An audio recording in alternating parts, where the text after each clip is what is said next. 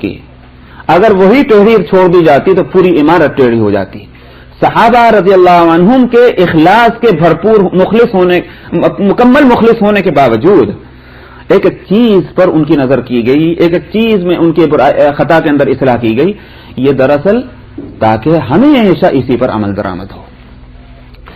تو ایک تو یہ کہ سوال کے آداب کی رعایت ہونی چاہیے, اور دوسرا یہ کہ کہاں سوال کرنا, آیا ہم اصلاح اور تربیت کے ماحول میں ہیں یا ہم علم کے سیکھنے کے ماحول میں ہیں. علم اگر سیکھا جا رہا ہے, ٹیچنگ ہو رہی ہے, تو وہاں خوب سوال کریں, بالکل چلنا ہی نہ دیں استاذ کو آگے جب تک کہ اس کے سوالوں کے جواب نہ آ جائیں. اور اگر اصلاح اور تربیت کا ماحول ہے تو پھر وہاں سوال اور جواب کچھ نہیں ہے. وہاں تو چونکہ اپنے روح کے بیماریوں کا علاج کرایا جا رہا ہے, وہاں سوال اور جواب نہیں ہو سکتا. بعض دفعہ ایک ڈاکٹر وہ چیز تجویز کرتا ہے کہ دوسرا ڈاکٹر نہیں کرے گا. مثلا آپ کسی اور ڈاکٹر سے پوچھیں, کہنے کہ نہیں اس کے بجائے یہ بھی ہو سکتا تھا. مگر ایک ڈاکٹر, وہ دوسرے ڈاکٹر نے جو یہ کہا کہ نہیں اس کے سوا یہ بھی ہو سکتا تھا, ہو سکتا ہے کہ اس کی نظر جو ہے بیماری کے اس پوائنٹ پر یا اس پہلو پر نہ گئی ہو جو اسپیشلسٹ کی نظر ہے. اسی واسطے میں یہاں اب اس سے آگے بڑھ کر میں کہتا ہوں, مثلا آپ دیکھتے ہیں کہ حضرات صوفیہ رحمت اللہ علیہم اجمعین, اولیاء اللہ, ان کے سلسلے ہیں مختلف. بعض سنا ہوگا تو چشتیہ کہلاتے ہیں, تو نقشبندیہ کہلاتے ہیں, تو قادریہ کہلاتے ہیں. یہ ایسا ہی ہے کہ جیسے فقہ کے اندر حنفیہ ہیں اور شافعی ہیں یا مالکی ہیں, جیسے فقہ پر عمل کرنے والے ایک عامی آدمی کے لیے, عامی سے مراد کوئی توہین کسی کے نہیں ہے, مطلب یہ کہ وہ خود بہت بڑا عالم نہیں ہے اور میرا اگر تھوڑا بہت علم ہے تو وہ بھی میرے جیسے ایک انسان کا ہے, تو جو عامی میں ہے. عامی آدمی کے لیے عافیت اسی میں ہے کہ وہ کسی ایک راستے پر چلے آنکھ بند کر کے, ورنہ تو ظاہر ہے کہ اگر کئی راستوں پر چلنا چاہے گا تو نتیجہ اس کا یہ ہوگا کہ بھٹک جائے گا, منزل تک نہیں پہنچے گا. ایک ہی راستے پر چلے بس. یہ جیسے فقہ کے اندر یہ صورت ہے, ایسے ہی تصوف میں بھی ہے کہ اب جس بزرگ کے ہاتھ میں ہاتھ دے دیا, اس نے جو طریقہ اصلاح کا بتلایا کہ صاحب آپ کلمہ طیبہ کی ایک تسبیح صبح کو پڑھا کریں, ایک تسبیح شام کو پڑھا کریں. دوسرے بزرگ سے جا کے پوچھا کہ صاحب میں اپنی اصلاح کرانا چاہتا ہوں, میں کیا وظیفہ پڑھوں؟ اس نے کہا کہ سبحان اللہ و بحمدہ سبحان اللہ العظیم پڑھا کریں. تیسرے بزرگ کے پاس گئے, اس نے کہا کہ استغفر اللہ پڑھا کریں. چوتھے اس نے کہا کہ درود شریف پڑھا کریں. باتیں تو سب صحیح ہیں, لیکن اب اس کے لیے کتنی مشکل ہو گئی. راستہ اس کا کیا تھا کہ جس پہلے دیکھے کون ہے واقعتاً اصلاح کس سے کراؤں میں, پھر اس کے ہاتھ میں ہاتھ دے دے. جس نے کلمہ طیبہ بتلایا اس کے نزدیک یہ نہیں ہے کہ اس کے نزدیک استغفار کرنا ضروری, اس کی ضرورت نہیں تھی, یہ صحیح نہیں تھا. درود شریف کی تسبیح پڑھنا صحیح نہیں تھا, یہ مطلب نہیں. اس نے یوں دیکھا کون سی تسبیح پہلے لے کر چلی جائے, اس کے بعد کون سی تسبیح بتائیں, اس کے بعد کون سی تسبیح بتائیں. اب اگر کوئی شخص کئی بزرگوں سے مل کر کے کئی سلسلے کے اور سب سے پوچھے تمہارا وظیفہ کیا, تمہارا وظیفہ کیا, تمہارا وظیفہ کیا, تو یہ آدمی تو بس وظیفوں کو ہو کر رہ جائے گا. ایک صاحب کو میں نے دیکھا, آپ حضرات نے دیکھا ہوگا لیکن اس لیے آپ ریکگنائز نہیں کر سکتے کہ میں, وہ صاحب آئے بیچارے بیمار تھے, تو اب ان کو کسی نے میرا بھی پتہ بتا دیا, حالانکہ میں جانتا کچھ نہیں, لیکن یہ کہ میں نے کبھی شاید ان کو فائدہ ہو جائے, میں نے کچھ بتایا ان کو, بھائی یہ پڑھ لیا کیجئے. اب جو دوسری مرتبہ ملے کہنے لگے کہ میں نے وہ پڑھنا شروع کر دیا, لیکن میں اور جو چیزیں پڑھتا ہوں ان کے بارے میں کیا ہے. میں نے کہا اور چیزیں کیا پڑھتے ہیں؟ اللہ اکبر صاحب, انہوں نے تو اتنی لمبی چوڑی فہرست مجھے گنائی, اور اس کے بعد انہوں نے جو اپنا اندر کا پاکٹ کھول کے نکالا تو اتنا بڑا جو ہے, یعنی یہاں کے لوگوں کا جن کے وہ جو ہمارے والٹ ہوتے ہیں جس میں الا بلا دنیا بھر کے کارڈ رکھے ہوتے ہیں, ان سے بھی زیادہ جو ہے وہ ان کا وہ پاکٹ بنا ہوا ہے, پورے پلاسٹک پیپر کے اندر اس کو لپیٹے ہوئے. میں نے کہا یہ کیا ہے؟ کہنے اس میں تعویذ ہیں. اتنے بڑا پرندہ جو ہے سینے پر جمائے ہوئے اور اتنی لمبی چوڑی فہرست ان کے وظیفوں کی. یہ آدمی جو ہے یہ تندرست ہوگا تو بیمار ہوگا, یہ اور بیمار ہوگا. سمجھا؟ جب رات دن اس کو وظیفہ ہی پڑھنا رہا, آخر دماغ ہے ایک انسان کا, سمجھ میں آیا, تو بیمار ہی ہوگا. اس نے کیا کیا؟ اس نے یہی کیا کہ جہاں ذرا پریشانی ہوئی مجھ سے پوچھا, ظاہر ہے کہ میں نے کچھ بتایا, جہاں کچھ پریشانی ہوئی تو آپ سے پوچھا, آپ نے کچھ بتایا, وہ سب اس نے شروع کر دی.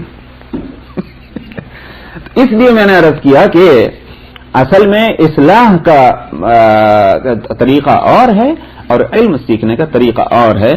تو اس لیے نبی کریم صلی اللہ علیہ وسلم کی حدیث حضرت معاویہ رضی اللہ عنہ نے نقل کی ہے. وعن ابی ہریرہ قال قال رسول اللہ صلی اللہ علیہ وسلم تعلموا الفرائض والقرآن وعلموا الناس فإنی مقبوض. حضرت ابو ہریرہ کہتے ہیں کہ نبی کریم صلی اللہ علیہ وسلم نے فرمایا فرائض سیکھو اور قرآن بھی سیکھو اور لوگوں کو سکھلاؤ اس لیے کہ میں اٹھایا جانے والا ہوں. آپ نے پہلے بتلا دیا کہ بس اب اگر تم نے اپنے تک رکھا یا سیکھنے میں کوئی کمزوری دکھلائی تو پھر اس کی تلافی کبھی نہیں ہو سکے گی. کیوں؟ اس لیے کہ میں ہمیشہ کے لیے نہیں آیا دنیا میں بھی اسی طرح اور انسانوں کی طرح ایک خاص وقت کے لیے میں دنیا میں بھیجا گیا ہوں. وہ وقت اگر ختم ہو گیا اور تم کچھ نہ سیکھ سکے یا سیکھا مگر اس کے لیے دوسروں تک پہنچانے کا تم نے پروگرام نہیں بنایا تو یہ علم کا نقصان ہے. الفرائض سے مراد یہاں کیا ہے؟ تعلموا الفرائض. محدثین کہتے ہیں کہ الفرائض سے مراد یا تو فرض کی جمع ہے، جتنے بھی دین کی بنیادی چیزیں ہیں تو پہلے تو وہی سکھلانے کی ہیں. یہ نہیں کہ پہلے سے مستحبات بتانا شروع کر دیجئے، حکمت شرعیہ بتلائیے، سمجھ میں آیا؟ اور فریضوں کا فرائض جو ہیں ان کا پتہ نہیں. بہت سے لوگ جو ہیں بہت خوش ہوتے ہیں ایسی باتیں سننے سے یا ایسی باتیں پوچھنے سے جن کا تعلق ایسی چیز سے ہے کہ اگر معلوم ہو جائے تو ٹھیک، نہیں معلوم ہو تو کوئی حرج نہیں، جس کو حکمت شرعیہ کہہ سکتے ہیں. سمجھا؟ اس کے بالکل برعکس بہت سے مسائل کہ جن کا جاننا ہر مسلمان کو ضروری ہے اس لیے کہ عمل کی زندگی میں ان کی ضرورت ہے، ان سے ناواقف اور کوئی فکر نہیں ہے. کسی سے اگر پوچھ لیجیے کہ صاحب نماز کس طرح کون سے عمل کرنے سے ٹوٹ جاتی ہے، نہیں معلوم، مسئلہ نہیں معلوم ہوگا. ارے صاحب بہت سے لوگوں کو تو میں نے حیرت ہوتی ہے کہ بہت سے لوگوں کو یہ مسئلہ معلوم نہیں کہ امام کے پیچھے 1 رکعت ہو جائے، 2 رکعت ہو جائے، 3 رکعت ہو جائے تو کس طرح جوڑیں. امام کے ساتھ اگر ایک مقتدی کھڑا ہوا ہے اور دوسرا کوئی آ جائے تو اب ہم کس طرح جوڑیں. یہ چھوٹے چھوٹے مسئلے جو ہیں جن سے رات دن سابقہ پڑتا ہے ان مسائل کا علم نہیں. حالانکہ ان مسائل سے واقف ہونا چاہیے ہر مسلمان کو، لیکن پوچھ رہی ہیں کیا صاحب فلانی چیز کے اندر ہے، کیا ریزن ہے، فلانے حکم کا کیا حکمت ہے. تو اس لیے یہ نہیں. تعلموا الفرائض پہلی چیز جو ہے وہ دین کے وہ حصہ ہے جس کو سیکھنا اور سکھلانا چاہیے کہ جس کے بغیر دین قائم نہیں رہ سکتا. ان کو سیکھیے. وہ باقی حصہ جو ہے وہ آیا نہیں آیا. تو تعلموا الفرائض یہاں تو یہ تو فرائض فرض کی جمع ہے یا پھر فرائض اصطلاحی لفظ ہے. گویا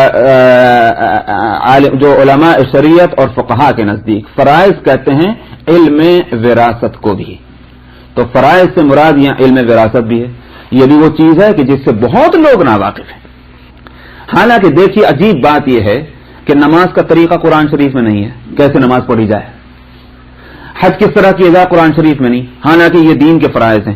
مگر عجیب بات یہ ہے کہ جہاں تک ترکے کا مسئلہ ہے، سمجھ میں آیا، جہاں تک وراثت کا مسئلہ ہے قرآن شریف کے اندر اس طرح سے اصول بتلا دیے گئے ہیں کہ اب اس کے بعد مسائل کا معلوم کرنا جو ہے بہت آسان ہو جاتا ہے. حساب لگانا مشکل ہوگا بے شک، لیکن جہاں تک کس کا کتنا حق بیٹھتا ہے وہ آسان ہو جاتا ہے. تو یہ مسئلہ اگر اہم نہ ہوتا تو قرآن اس کو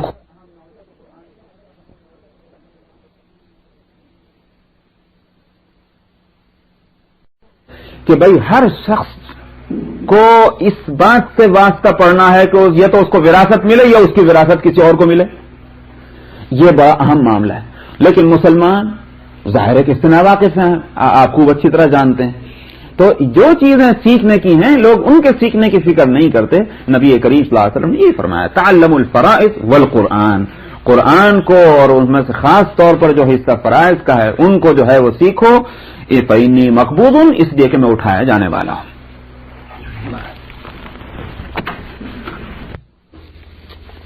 بسم اللہ الرحمن الرحیم. وعن ابی ہریرۃ روایۃ یوشک ان یضرب الناس اکباد الابل يطلبون العلم فلا يجدون احدا اعلم من عالم المدینہ. رواه الترمذی. وفي جامعه قال ابن عیینہ انه مالک بن انس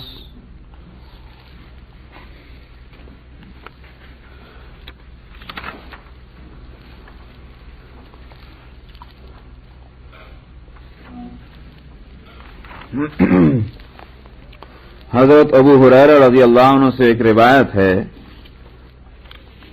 جس میں یہ ہے کہ قریب ہے یہ بات کہ لوگ اونٹوں کے، اگر میں ٹھیٹ اردو میں ترجمہ کروں جس سے کہ اس لفظ کے مفہوم صحیح طور پر سامنے آ جائے،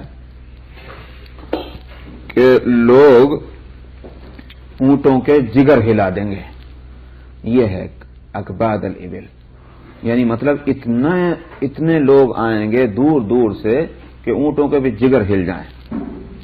یضرب الناس اکباد الابل، کیوں؟ علم سیکھنے کے لیے.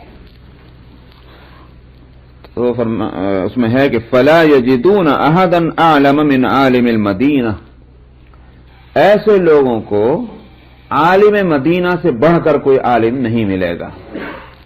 یہ ایک روایت حضرت ابو ہریرہ رضی اللہ عنہ کی ہے.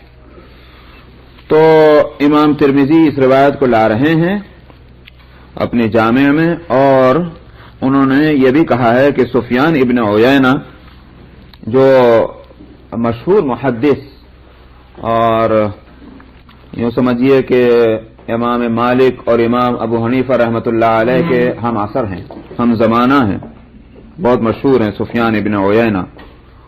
ان کا کہنا یہ ہے کہ اس حدیث میں گویا جو بات کہی گئی ہے اس کا مصداق، یا یوں کہیے کہ پورے طور پر یہ حدیث فٹ بیٹھتی ہے امام مالک رحمۃ اللہ علیہ کے بارے میں. امام مالک مدینے کے تھے، اور مالک ابن انس رحمۃ اللہ علیہ جو فقہ کے امام ہوئے ہیں، بلا شبہ حدیث اور فقہ میں ان کا بڑا مقام ہے.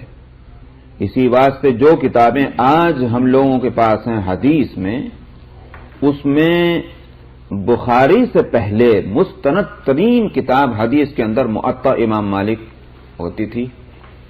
وہ موطا امام محمد کا درس ہمارے اس مشکات سے پہلے ہو بھی چکا ہے. موطا امام محمد تھی وہ، اور وہ بھی امام مالک کے شاگرد ہیں.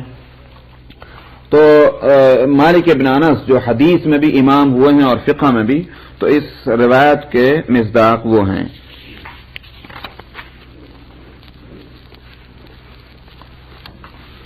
وعنه فيما أعلم عن رسول الله صلى الله عليه وسلم قال إن الله عز وجل يبعث لهذه الأمة على رأس كل 100 سنة من يجدد لها دينها.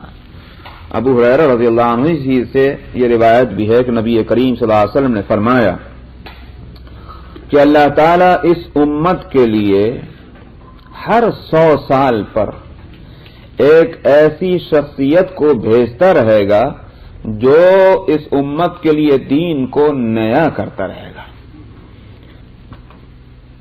لوگوں کی طبیعت یہ ہے کہ عمل میں کوتاہیاں کرتے رہتے ہیں. جہاں یہ طبیعت ہے وہاں یہ بھی طبیعت ہے کہ اپنے عمل کو صحیح بھی ثابت کرنے کی کوشش کرتے ہیں. یہ ایک طبیعت ہے سب جگہ، کسی ملک میں چلے جائیے، کسی زمانے میں جائے.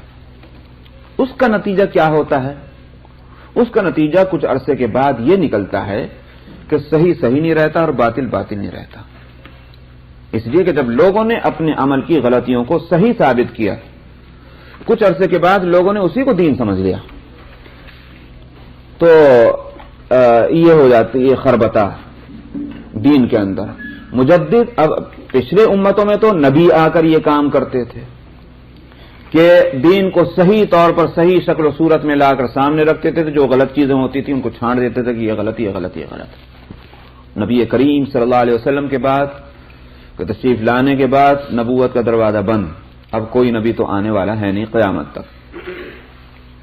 لیکن نبوت کا کام تو باقی ہے، اس لیے کہ انسانوں کی فطرت تو وہی ہے، انسانوں کی طبیعت وہی ہے کہ دین میں گڑبڑ کریں گے.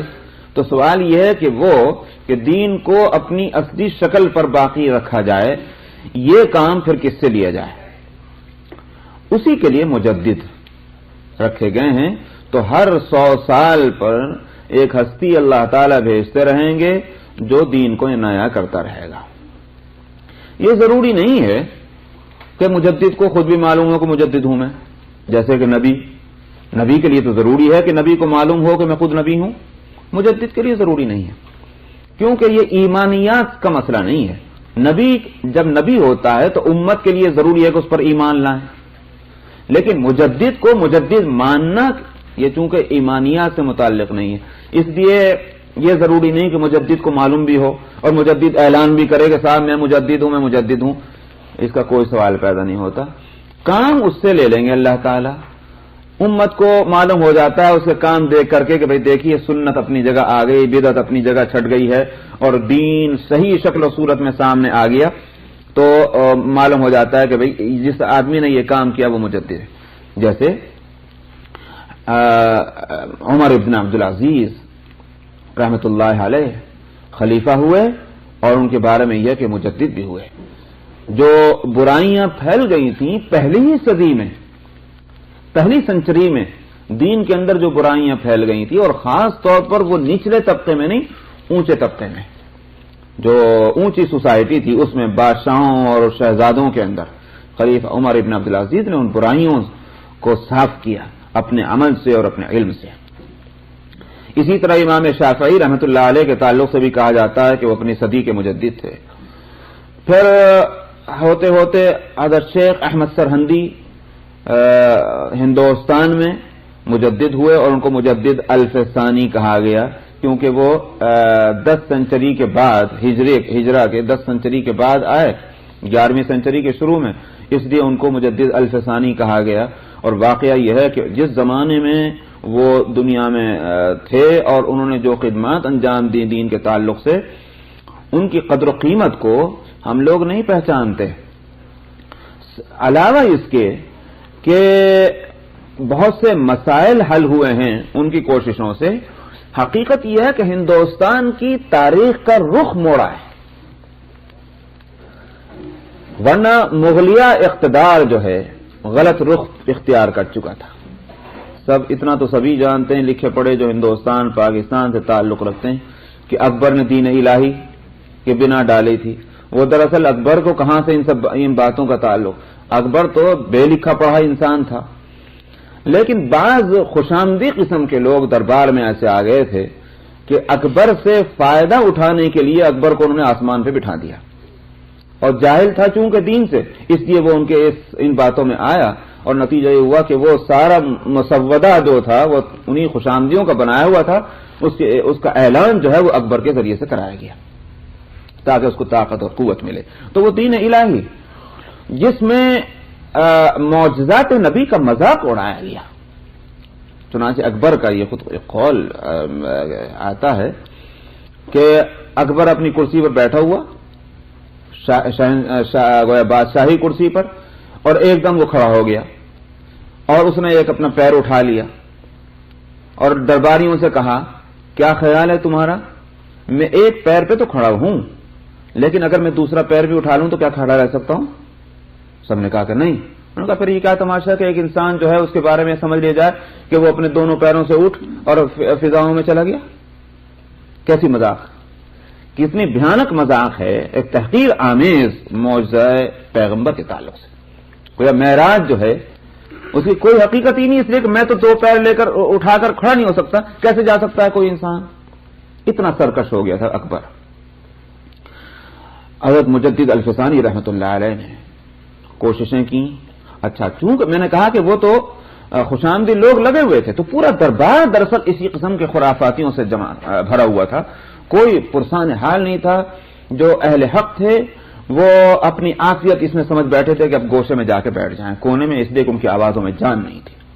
حضرت مجدد الف ثانی نے آواز اٹھائی، کام شروع کیا، جیل میں ڈال دیا گیا، جیل میں رہے، لیکن اس جیل میں بھی انہوں نے سنت یوسفی کو قائم کیا اور وہاں بھی انہوں نے تبلیغ کا وہ سلسلہ شروع کیا قیدیوں پر، اور اسی طرح سے وہاں سے خطوط بھیجے جو عمراء کو۔ تربیت اور اصلاح کا سلسلہ جاری رہا۔ وہ خطوط آج کتابی شکل میں موجود ہیں، مکتوبات مجدد الف ثانی کے نام سے 3 والیوم میں، فارسی کے اندر وہ مکتوبات ہیں، بڑے علمی اور تحقیقی وہ خطوط ہیں۔ یوں کہیے کہ آج علماء تو ان کو بہت سے مسائل میں ریفرنس کے طور پر استعمال کرتے ہیں ان خطوط کو۔ ان کی کوششوں کا نتیجہ یہ نکلا کہ اکبر کا بیٹا جہانگیر سلیم وہ ہوا. شروع میں وہ بھی اسی رستے پر تھا, عیاش اور یہ ساری باتیں اس کے اندر تھی, دین سے کوئی تعلق نہیں, علم سے کوئی لگاؤ نہیں. لیکن حضرت مجدد صاحب کی محنتوں کا یہ اثر ہوا کہ جہانگیر کا انجام آخر گویا مرنے سے پہلے وہ اس کا راستہ بدل چکا تھا اور وہ صحیح راستے پر آ چکا تھا. پھر اس سے جو پیدا ہوئے شاہجہاں, الحمدللہ کہ وہ تو ان کے بارے میں تاریخ میں یہ آتا ہے کہ خدا ترس تھے اور متقی تھے, بہرحال ایک سادگی پسند تھے, رحیم تھے, یہ تھے وہ تھے, ساری باتیں. اور پھر ان کے بیٹے حضرت عالمگیر اورنگزیب ہوئے جو بڑے علماء میں ہیں, بڑے صاحب فقہ, عالم فقہ ہوئے ہیں. فتاوی عالمگیری جو مستند ترین فقہ حنفی کی کتاب ہے, اور عربوں نے بھی اس کتاب کی مستند ہونے کو تسلیم کیا ہے. تو نہ صرف یہ کہ عالمگیر کو یہ شرف حاصل ہے کہ اس نے یہ مرتب کروائی, بلکہ حقیقت تو یہ ہے جو میں نے اس کے تذکرے میں پڑھا ہے, اور تذکرہ عالمگیری, فتاوی عالمگیری کے تذکرے میں, کہ عالمگیر کا یہ حکم تھا کہ ایک تو یہ کہ وہ علماء کی وہ جماعت میرے ساتھ سفر اور حضر میں رہے گی, جہاں میں جاؤں گا وہ جماعت جائے گی جو فتاوی مرتب کرنے والی. اسی لیے یہاں حیدرآباد کے کافی لوگ ہیں, قلعہ احمد نگر میں, جو احمد نگر میں چونکہ رہیں عالمگیر, جو مہم تھی دکن کی اس تعلق سے, قلعہ احمد نگر میں, اور اسی طرح سے احمد نگر جو ہے اس میں آپ جا کر دیکھیں, وہاں کے لوگ بتاتے ہیں کہاں عالمگیر رہتے تھے اور کہاں وہ علماء کی جماعت بیٹھتی تھی جہاں فتاوی کے ترتیب کا کام ہوتا تھا. تو اچھا, اس میں یہ تھا کہ یہ حکم تھا کہ روزانہ جتنے فتاوی مرتب ہو جائیں شام کو عالمگیر کو دکھلایا جائیں, عالمگیر ان کو دیکھ لے, اس کے بعد ان کو کتاب کا حصہ بنایا جائے. اس پر عمل ہوتا تھا. اگر عالمگیر کو علم نہ ہوتا فقہ کا اور شریعت کا تو ظاہر ہے کہ اس کو اتنی اہمیت کیوں دی جاتی ہے, بھائی علماء کا ایک بورڈ بنا لے گا. آج وہ فتاوی مستند ہیں. خود ہم لوگ ہندوستان میں جب تھا تو میں تو ظاہر ہے کہ نائب مفتی تھا, لیکن ہمارے یہاں دارالفتہ میں فتاوی عالمگیری سے دیے جایا کرتے تھے. تو میں نے کہا کہ یہ ان کوششوں کا ایک نتیجہ تھا کہ جو حضرت مجدد صاحب رحمۃ اللہ علیہ نے کی, تو دین کو صحیح شکل میں لا کر رکھ دیا, اور گویا یوں کہیے کہ امت بر صغیر کی امت کا جو ہے وہ رخ بدل ڈالا ان کی کوششوں نے. یہ ہے ایک مجدد کا کام. تو اسی لیے حدیث میں فرمایا کہ ہر 100 سال میں اللہ تعالیٰ ایک ایسی شخصیت کو بھیجتا رہے گا جو اس امت کے لیے اس کے دین کو نیا کرتا رہے گا. وعن ابراہیم ابن عبد الرحمن العذری قال قال رسول اللہ صلی اللہ علیہ وسلم يحمل هذا العلم من كل خلف عدوله ينفون عنه تحریف الغالین وانتحال المبطلین وتأویل الجاہلین. نبی کریم صلی اللہ علیہ وسلم نے فرمایا اس علم کو ہر ایک بعد میں آنے والے امت کے افراد میں, ان میں جو انصاف پسند لوگ ہوں گے اور جن کی طبیعتوں میں احتیاط ہوگی, یہ عادل کا میں ترجمہ کر رہا ہوں, وہ اس علم کو اٹھائیں گے, اس کے بوجھ کو, اور اس کا حق اس طرح سے ادا کریں گے کہ حد سے جو بڑھ جانے والے, گزر جانے والے ہیں, ان کی تحریفات دور کریں گے. تحریف کا مطلب تبدیلیاں, چینجنگ جو لائیں گے دین میں اندر, ان کو بھی دور کریں گے. اسی طرح سے جنہوں نے دین میں فساد برپا کیا ہوا ہوگا اور جھوٹی چیزیں اس میں شامل کر دی ہوں گی, ان کو بھی دور کریں گے. اور جاہلوں نے جہالت کے ساتھ جو تعویلیں دین کے اندر کی ہوئی ہوں گی, ان کا بھی وہ علاج کریں گے.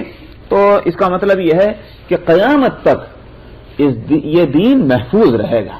جب جب اس میں کچھ خرافات شامل کریں گے لوگ اپنی جہالتوں کی وجہ سے, اپنی نفس پرستی کی وجہ سے, پچھلی امتوں کی طرح یہ صورت نہیں ہوگا کہ دین کا حلیہ بگڑ جائے, بلکہ کچھ دن اگر ایسے گزریں گے کہ دین کی کچھ باتیں جو ہیں وہ بدلی بھی ہوں گی, اللہ تعالیٰ پھر کسی شخصیت کو بھیجیں گے. سلسلہ بسلسلہ ایسے ہی رہے گا کہ اس علم کی خدمت کرنے والے اور اس دین کی گویا حق ادا کرنے والے دنیا میں بدستور آتے رہیں گے. اس سے خود بخود یہ بات سمجھ میں آئی کہ اس علم کا حاصل کرنا اور جس کو حاصل ہو جائے اس کے حق میں یہ اللہ کی کتنی بڑی نعمت ہے کہ صحیح طور پر وہ علم حاصل کرے اور صحیح طور پر اس علم کا حق ادا کرے. یہ بہت بڑا کام ہے دین کی حفاظت کا، جو اللہ سبحانہ و تعالی ہی کسی سے لے سو لے. تو یہ اس لیے اس کو غیر اہم نہیں سمجھنا چاہیے اور اس کی کوشش رہنی چاہیے. اسی بات سے میں کہتا ہوں کہ بھئی اس ملک میں جہاں ہر طرح کی سہولتیں ہم کو حاصل ہیں، ایک وقت وہ تھا لوگ مائگریٹ کر کے یہاں آئے تھے، فطری طور پر ان کو فکر یہ تھی کہ بھئی کسی طرح سے ہمارے پیر جم جائیں، ہمارے گھر بار بن جائیں، وہ ہو گئے. اب اطمینان اور سکون ہے. تو اب ہمیں وہ کام کرنے چاہیے کہ جن کے فائدے، جن کے نتیجے اور ثمرے صدیوں بعد بھی دیکھنے میں آئیں. آج ہماری کوششیں جو ہیں وہ ہیں کہ بس اس کا فائدہ مجھے اور میرے بچے کو پہنچے، ختم شد، اس سے زیادہ اور کچھ نہیں. یا میں اس سے بھی آگے بڑھ کر کہتا ہوں اصل چیز ہے دین کی حفاظت کا مسئلہ. دین کی حفاظت کی کوششیں جو ہیں وہ بات جو ہے ابھی تک کہیں نظر نہیں آ رہی کہ لوگوں کے ذہنوں میں وہ چیز ہے. دین ظاہر ہے کہ محض نماز کس طرح پڑھی جاتی ہے، روزہ کس طرح رکھا جاتا ہے، زکوٰۃ کس طرح دی جاتی ہے، دین کے یہ حصے ہیں، لیکن مکمل ترین دین نہیں ہے. مکمل ترین دین کی حفاظت، اس کی اشاعت اور اس دین کے مکمل ترین عالم اور محقق، اس طرح کی شخصیتوں کے پیدا کرنے کا مسئلہ اس ملک میں یہ بڑا اہم ہے. اس کو آج نہیں تو کل سوچنا ہی پڑے گا، اور اگر ہم نہیں سوچیں گے تو ہم اپنے فیوچر کی تاریخ کے ساتھ، ہسٹری کے ساتھ ہم ظلم کرتے رہیں گے. اللہ اگر چاہیں تو وہ ہم سے نہیں تو ہمارے علاوہ کسی اور مسلمان سے یہ کام لے لیں گے. سعادت وہی اسی کے حق میں ہوگی جو یہ کام کر جائے گا. ہم لوگ اس سعادت سے اپنے کو محروم کیے ہوئے ہیں. ایسے مدارس اور ایسے جامعات اور ایسی یونیورسٹیاں اسلام کی ہم کو یہاں قائم کرنی ہے. اللہ تعالیٰ نے ہم کو بہت سہولت دے رکھی ہے. کون سا پروجیکٹ ہے وہ کہ جس کے لیے ہم نے فیصلہ کیا کہ ہم کو اس کے کرنا اور ہم نہ کر سکے ہوں؟ سیدھی سی بات ہے. اسی ایرونائے میں دیکھ لیجیے آپ، شکاگو ویسینٹی میں، کہ شہر کے اندر جب لوگوں نے کہا کہ بھائی $600,000 $700,000 سے MCC کی بلڈنگ لے لی. جب آپ لوگوں نے یہاں فیصلہ کیا کہ $600 یا $700,000 سے یہ بلڈنگ لے لی، جو بھی پروجیکٹ ہم نے بنایا اللہ تعالیٰ نے اس میں مدد فرمائی. تو حالانکہ جس وقت وہ ذہنوں میں بات تھی بڑا بھاری معلوم ہوتا تھا، اتنے پیسے کہاں سے آئیں گے، اتنا بڑا کام کیسے کریں گے. لیکن جب یہ ہوا کہ چند ہستیوں نے اور چند شخصیتوں نے اللہ کے نام پر کمر ہمت کس لی اور قدم اٹھانے شروع کیے، اللہ تعالیٰ نے اس میں برکت دی. اس لیے کوئی وجہ نہیں ہے کہ آج اگر ہم خالص اسلامی یونیورسٹیاں اور جامعات اور وہ مدارس کے جس میں اسلام کے اسکالرس، اسلام کے عالم محقق پیدا ہوں تو ہم وہ کام نہ کر سکیں، اس کا سوال پیدا نہیں ہوتا. ہو سکتا ہے. تو اس لیے ہمیں اس طرف توجہ دینی چاہیے تاکہ اس ملک میں اسلام جو ہے وہ، اب آج صورتحال یہ ہے ہمارے بچے اردو کو بھول چکے، عربوں کے بچے عربی کو بھول چکے، اپنی ثقافت اور اپنے تمدن اور کلچر سے یوں کہیے کہ آدھے کٹ چکے ہیں. زبان بہت بڑا حصہ ہوتا ہے، آدھے کٹ چکے ہیں وہ. اب اگر چلیے زبان سے تو کٹے، لیکن جو اصل مذہبی ہماری ثقافت تھی اس سے ان کو وابستہ کرنے کی صورت کیا ہے؟ ظاہر ہے کہ اگر ہم نے مدارس اور یونیورسٹیاں نہ بنائیں اور انگلش کے اندر ہم نے وہ تمام علوم نہ منتقل کیے کہ جو اسلامی علوم ہیں، تو اس کا مطلب تو یہ ہے کہ ہم خالی چیختے رہیں گے اور اس کے سوا اور کچھ نہیں، ہمارے بچے ہمارے بچے ہمارے بچے. لیکن ظاہر ہے کہ میں چیخنے سے کچھ بھی نتیجہ نکلنے والا نہیں. سمجھ میں آیا؟ اور یہ ہماری جو کوششیں ہیں بلا شبہ بہت مفید ہیں، بہت ضروری ہیں، مگر یہ ابتدائی ہیں. یوں کہیے کہ ایک مسلمان کو کس طرح سے اپنے اسلامی ضروری جو فرائض ہیں وہ ادا کرنے، کس طرح سے وہ ادا کر سکتا ہے، بس اتنی بات بتلا سکتے ہیں آپ ان کوششوں کے ذریعے سے. لیکن اسلامی تہذیب، اسلامی روح، اسلامی مزاج، اسلامی فکر و خیال، تو یہ جو ہے اس کے لیے اس سے زیادہ کی کوششیں درکار ہیں. ورنہ اگر ان کا ذوق جو ہے اور ان کا شوق اور ان کا فکر اور ان کی سوچ وہ خالص یورپین رہی اور مغربیت اس میں رہی اور امریکن گویا اس میں اثرات رہے، تو آپ نمازیں کب تک پڑھواتے رہیں گے، روزے کب تک رکھواتے رہیں گے؟ محض ان اعمال کا نام اسلام نہیں، یہ اعمال اسلامیہ مگر مکمل ترین اسلامیہ نہیں ہے۔ یہ ان لوگوں کو اصل میں یہ فکر پیدا نہیں ہوتی۔ میں ایک بات کہہ کر ختم کرتا ہوں کہ جو یوں سمجھتے ہیں کہ اسلام ایک فلیکسیبل مذہب ہے، سمجھ میں آیا، کسی رنگ میں رہو، 2-3 کام کرنے کے ہیں وہ کر لو بس کافی ہے، یہ ہے ایک بہت بڑی پرابلم۔ یہ اس کو ذہنوں سے کھرچ کر پھینک دیجئے۔ اسلام ایک مکمل مذہب ہے جس میں سونا، جاگنا، اٹھنا، بیٹھنا، سمجھ میں آیا، ہمارا ظاہر، ہمارا باطن، ہمارا دل، ہمارا دماغ، ہماری سوچ، ہماری نظر، ایک ایک چیز جو ہے وہ اسلام کے سانچے میں ڈھلنی ہے۔ اسلام ہر چیز سے مطالبہ کرتا ہے، آنکھوں سے اس کی ڈیوٹی کا مطالبہ، کانوں سے اس کی ڈیوٹی کا مطالبہ، ناک سے اس کی ڈیوٹی کا مطالبہ، دل سے اس کی ڈیوٹی کا مطالبہ، دماغ سے اس کے عمل کا مطالبہ۔ اسلام جو ہے یہ نہیں ہے کہ صاحب ہاتھوں پر خالی اسلام ہے اور پیروں کو اسلام سے خارج کر دیں اور پورے بدن کو اسلام سے خارج کر دیں، دماغ کو اسلامی بنا دیں یا ساری چیزوں کو خارج کر کے دل کو اسلامی بنا دیں، یہ نہیں، بالکل نہیں ہے۔ اسلام میں کمپرومائزیشن دوسروں سے قطعاً نہیں ہے، بالکل نہیں ہے۔ اسلام اپنا ایک کلچر رکھتا ہے، اسلام اپنی ایک تہذیب رکھتے ہیں۔ سمجھ میں آیا؟ سیدنا عمر بن خطاب رضی اللہ عنہ جو اسلام کے مزاج شناس تھے، انہوں نے یہ حکم کیوں نافذ کیا تھا کہ غیر مسلم جو ذمی ہیں وہ مسلمانوں کا لباس نہ اپنائیں، نہ پہنیں۔ یورپ والوں نے خوب شور مچایا، دیکھو عمر بن الخطاب متعصب ہیں، عمر بن الخطاب متعصب، تو ان کو تو ذرا موقع ملے تو فوراً شور مچاتے ہیں۔ حالانکہ میں کہتا ہوں تھوڑی دیر کے لیے مان لیجیے متعصب بھی تھے، تعصب کی بھی ایک لمٹ ہے، اس لمٹ کے اندر ہے تو تعصب بہت اچھی چیز ہے، لمٹ سے اوپر ہو جائے تو بری چیز ہوتی ہے، ہر چیز کی ایک لمٹ ہے، تو تعصب بھی مان لیں تو وہ بھی صحیح ہے۔ لیکن حقیقت یہ ہے کہ عمر بن الخطاب رضی اللہ عنہ نے کی نظر اس پر تھی کہ مسلمان اب جس طرح سے مسلمان اس وقت ہے اسی طرح سے یہ جانا اور پہچانا جاتا رہے، خربطہ نہ ہو کہ مسلمان اور غیر مسلم کے اندر فرق ختم ہو جائے۔ دوسری طرف ان کے حق میں بھی مہربانی کی تھی، غیر مسلموں کے حق میں، کہ چونکہ انسان کی فطرت اور مزاج ہے، الناس علی دین ملوکہم، لوگ اپنے امراء اور بادشاہوں اور حکام کا طریقہ اختیار کرتے ہیں۔ سمجھ میں آیا؟ ہم لوگ کہتے ہیں کہ بھئی ہم ہندوستان میں رہے، ہندوؤں کی تہذیب کا ہمارے اوپر اثر ہو گیا، صاحب انگریزوں کا اقتدار تھا تو انگریزوں کے زمانے میں انگریزوں کا ہمارے اوپر اثر ہو گیا، یہی ہوتا ہے۔ حضرت عمر رضی اللہ عنہ نے یہ پابندی لگا کر ان پر مہربانی بھی کی کہ تم اپنے طور و طریق کے ساتھ، جو بھی تمہارا طور و طریق ہے، کرسچن ہے تو کرسچینٹی کے ساتھ، یہود ہے تو اپنے جوڈائزم کے ساتھ پوری آزادی کے ساتھ اس ملک میں رہیں۔ ان کو نہ کپڑے چینج کرنے کی ضرورت، نہ ان کو شکل و صورت بدلنے کی ضرورت، نہ اپنا عبادت خانے گرانے کی ضرورت۔ جب یہ معاہدہ ہو چکا ہے کہ کرسچن رہے گا تو پھر اس کے کیا معنی ہے کہ صاحب کرسچن تو ہے مگر اس کا جو ہے وہ چرچ نہیں ہے، کرسچن تو ہے مگر اس کی صورت بدل دی گئی، کرسچن تو ہے مگر اس کے کپڑے چینج کر دیے گئے، نہیں۔ یہ تھی عمر بن الخطاب کی نظر کہ ایک طرف مسلمان کو محفوظ رکھنا تھا، دوسری طرف ان کی آزادی کو برقرار رکھنا تھا۔ تو اصل بات یہ ہے کہ مسلمان جو ہے، مسلمان اپنے باطن سے، اپنے ظاہر سے، اپنی گفتار سے، اپنی رفتار سے، ہر اعتبار سے مسلمان ہونا چاہیے۔ یہی اسلام کی پسند ہے۔ نبی کریم صلی اللہ علیہ وسلم کے کتنے اقوال ہیں کہ اس میں آپ پڑھیں گے خالف الیہود والنصارى والمشرکین، خالف الیہود والنصارى۔ کیوں؟ کیا خرابی آ رہی تھی اگر ہمارا کوئی عمل مشرکوں سے مل جائے؟ ہم اللہ کے واسطے ایک عمل کر رہے ہیں، اگر ہمارا وہ عمل صورتاً مشرک سے عمل سے مل جائے، نصرانی کے عمل سے مل جائے، یہودی کے عمل سے مل جائے تو کیا مشکل ہوگی؟ وہی مشکل۔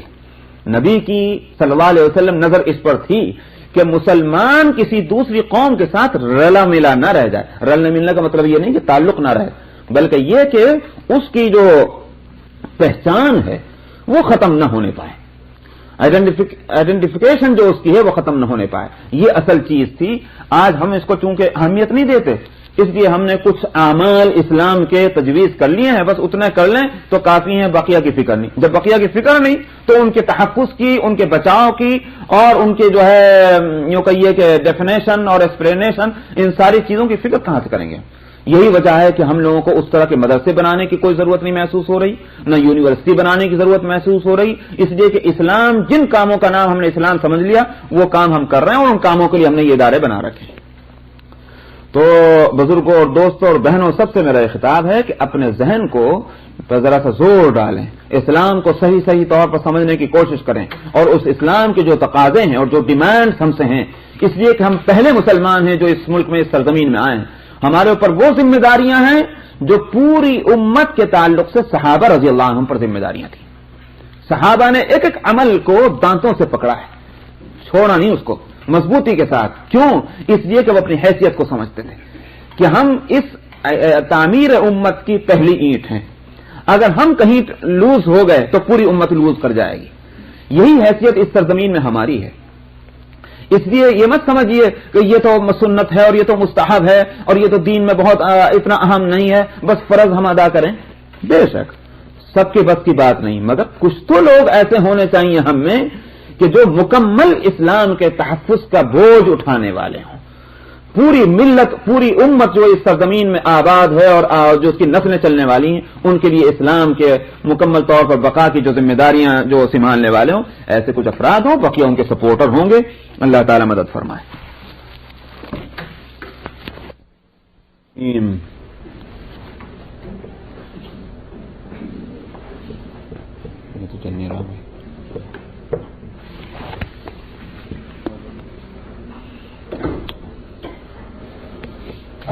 مرسلا قال قال رسول الله صلى الله عليه وسلم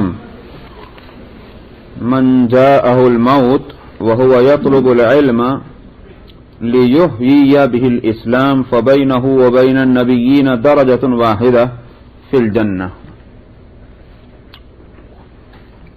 حضرت حسن بصری رحمت اللہ علیہ سے مرسلن یہ روایت ہے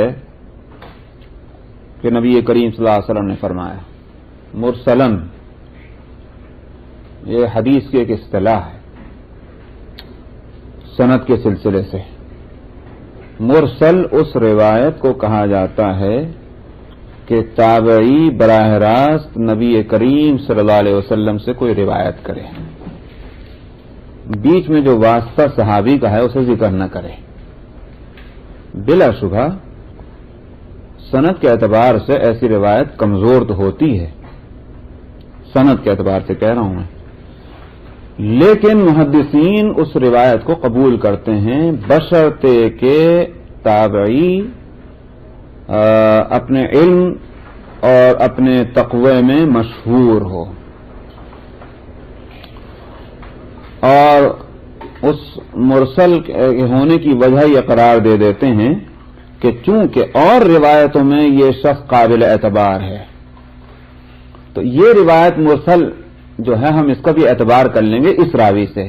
کیوں؟ اس لیے کہ ہو سکتا ہے کہ اس نے صحابی کے نام لینے کی اس لیے ضرورت نہ سمجھی ہو کہ جو روایت وہ بیان کر رہا ہے وہ متعدد صحابہ سے منقول ہو، اس لیے وہ کسی ایک صحابی کا نام لینا، بعض دفعہ آپ دیکھتے ہیں ایک بات مشہور ہو جاتی ہے پورے کمیونٹی کے اندر، آپ ضرورت بھی نہیں سمجھتے کہ نقل کرتے ہوئے کہ بھائی مجھ سے فلاں نے کہا، کیونکہ وہ بات پورے کمیونٹی میں پھیلی ہوئی ہے۔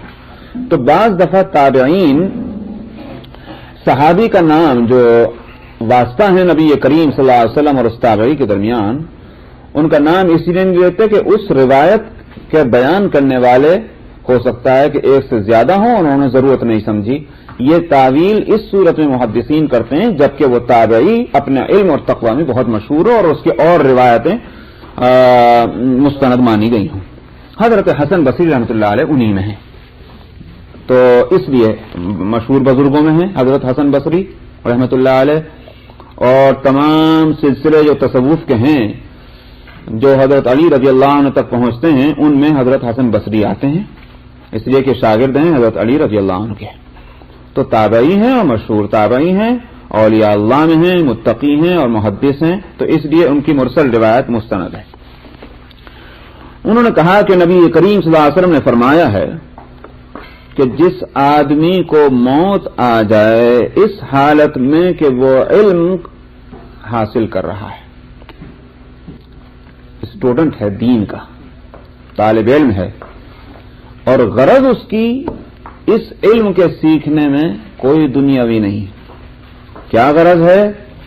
تاکہ اس سے اسلام کو زندہ رکھا جا سکے، علم اس لیے سیکھ رہا ہے اسلام کی خدمت کرنے کے واسطے. زندہ رکھنے کے معنی کیا ہے؟ ظاہر ہے کہ کوئی چیز زندہ رہتی ہے کہ جب اس کا علم زندہ رہے. علم جب اس کا اڑ جائے تو وہ چیز خود بخود ختم ہو جاتی. اسلام زندہ رہتا ہے تعلیم اور تعلم سے، سیکھنے اور سکھلانے سے. اگر لوگ اسلام کو سیکھتے رہیں گے، سکھلاتے رہیں گے، اسلام زندہ رہے گا. لیحیی بہ الاسلام، تاکہ وہ علم سیکھ کر اس کے ذریعے سے اسلام کو زندہ رکھے، یہ اس کی غرض ہے. تو ابھی سیکھ ہی رہا تھا، وہ طالب علم ہی تھا، اسی درمیان میں اس کو موت آ گئی. تو فرمایا کہ اس کے اور انبیاء علیہ الصلاۃ والسلام کے درمیان میں جنت میں ایک ہی درجہ رہے گا.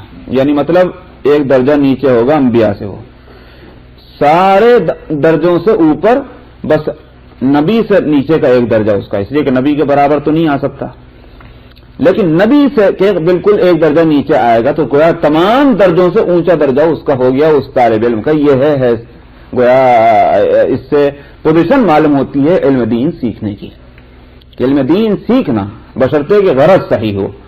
تو اس کی یہ کوشش اللہ کے یہاں اتنا اس کا درجہ بڑھاتی ہے کہ وہ نبی کے درجے سے بس ایک درجہ ہی نیچے رہ جاتا. وعنہ مرسلا قال سئل رسول الله صلى الله عليه وسلم عن رجلين كانا في بني إسرائيل أحدهما كان عالما يصلي المكتوبة ثم يجلس فيعلم الناس الخير والآخر يصوم النهار ويقوم الليل أيهما أفضل؟ قال رسول الله صلى الله عليه وسلم فضل هذا العالم الذي يصلي المكتوبة ثم يجلس فيعلم الناس الخير على العابد الذي يصوم النهار ويقوم الليل كفضلي على أدناكم. حضرت حسن بصری سے دوسری ایک اور روایت مرسلن روایت ہے کہ نبی کریم صلی اللہ علیہ وسلم سے دو آدمیوں کے بارے میں پوچھا گیا جو دو آدمی بنی اسرائیل میں تھے، یعنی پچھلی امت میں. ان میں کا ایک آدمی تو تھا عالم اور یصلی المکتوبہ، فرض نمازیں ادا کر لیتا تھا اور اس کے بعد بیٹھ کر کے بس لوگوں کو تعلیم دیتا تھا، دین کی، خیر کی، بھلائی کی باتیں سکھلاتا ان کو. مطلب یہ کہ عبادتیں کم تھیں، سنتیں اور نوافل اور ذکر اور شغل، یہ ساری چیزوں میں اس کا وقت نہیں لگتا تھا. فرائض اور واجبات جو ہیں وہ بے شک ادا کر لیتا تھا، اور اس کے بعد بیٹھ کر کے اور لوگوں کو تعلیم دینا اور ان کو تربیت کرنا اور نصیحت کرنا، یہ کام وہ کرتا تھا. یہ تو ایک آدمی ہوا. دوسرا آدمی وہ کہ جو دن کو روزہ رکھتا تھا، رات کو کھڑے ہو کر اللہ کی عبادت کرتا تھا. ظاہر ہے کہ یہ عالم نہیں ہے مگر عبادت گزار بندہ تھا. دن کو روزہ رکھنا، راتوں کو عبادت کرنا کھڑے ہو کر اللہ کی. دو آدمی ہیں یہ. تو پوچھا یہ گیا تھا کہ ایہما افضل، ان دونوں میں کون اچھا ہے، افضل کون ہے؟ نبی کریم صلی اللہ علیہ وسلم نے فرمایا تھا کہ فضیلت اس عالم کی کہ جو فرض نمازیں ادا کرتا، پھر بیٹھ کر لوگوں کو اچھی باتوں کی تعلیم دیتا، اس عبادت گزار بندے پر جو دن کو روزے رکھتا اور رات کو نمازیں پڑھتا کھڑے ہو کر، ایسی فضیلت ہے جیسی میری فضیلت تم میں سے ادنا درجے کے ایک انسان پر. کفضلی اعلی ادناکم. وجہ اس کی ظاہر ہے، بلا شبہ عبادت بہت بڑی چیز ہے اللہ کی، کوئی شبہ نہیں. اس کے مفید ہونے سے کوئی انکار نہیں کر سکتا، لیکن اس کا فائدہ لمیٹڈ ہے، محدود ہے اپنے دائرے کے اعتبار سے. اس کا فائدہ کس کو پہنچے گا؟ عبادت کرنے والے کو. لیکن علم جو ہے اس کا فائدہ، اس کا دائرہ بہت وسیع ہے. اس سے سینکڑوں، ہزاروں، ہزار در ہزار، اس لیے کہ وہ تو چل رہا ہے سلسلہ، واسطہ در واسطہ. ایک سے سیکھا، اس کے بعد اس نے دوسرے کو سکھلایا، دوسرے نے تیسرے کو سکھلایا. تو اگر اس طرح سے اگر آپ شمار کریں تو بے شمار ہو جاتی ہے تعداد. کیونکہ یہ سیکھنے اور سکھلانے کا فائدہ جو ہے وسیع ہے، تو وسیع فائدہ جو ہے ظاہر ہے کہ اس کا درجہ بڑھے گا بنسبت جو کہ محدود فائدہ ہو اس کے. تو نبی جو ہیں دنیا میں جو آپ نے اپنی مثال کیوں دی تھی؟ اس لیے دی کہ نبی دنیا میں کیوں آتے ہیں؟ کیا اس لیے آتے ہیں کہ وہ اللہ کی عبادت کریں گے؟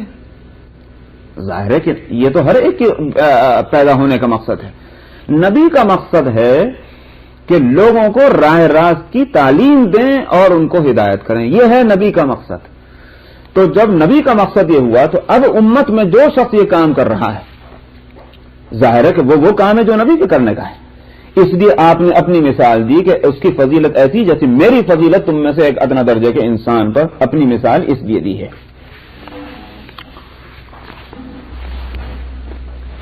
وعن علی رضی اللہ عنہ قال قال رسول اللہ صلی اللہ علیہ وسلم نعم الرجل الفقیہ فی الدین ان احتیج الیہ النفع وان استغنی عنہ اغنى نفسہ.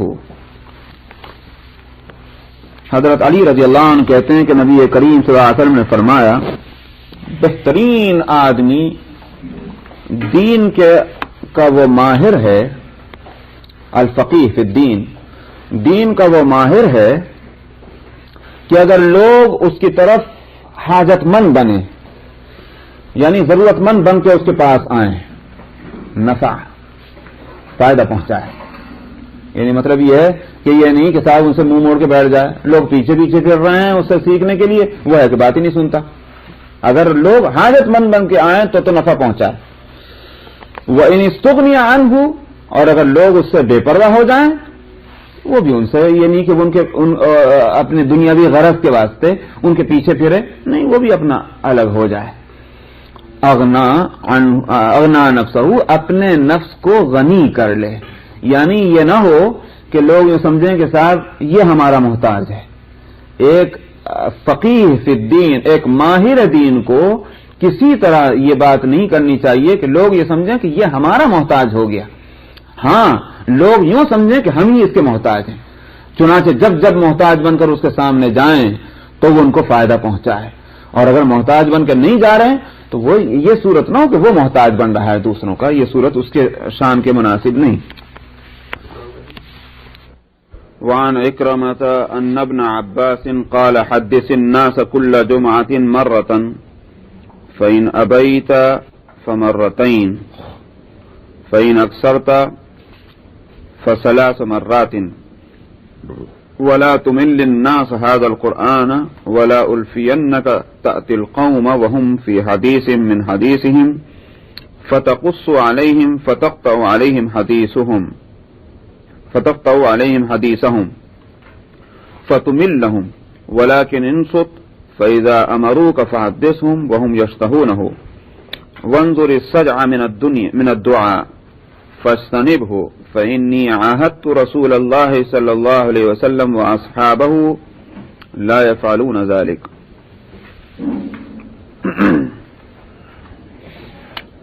حضرت اکرامہ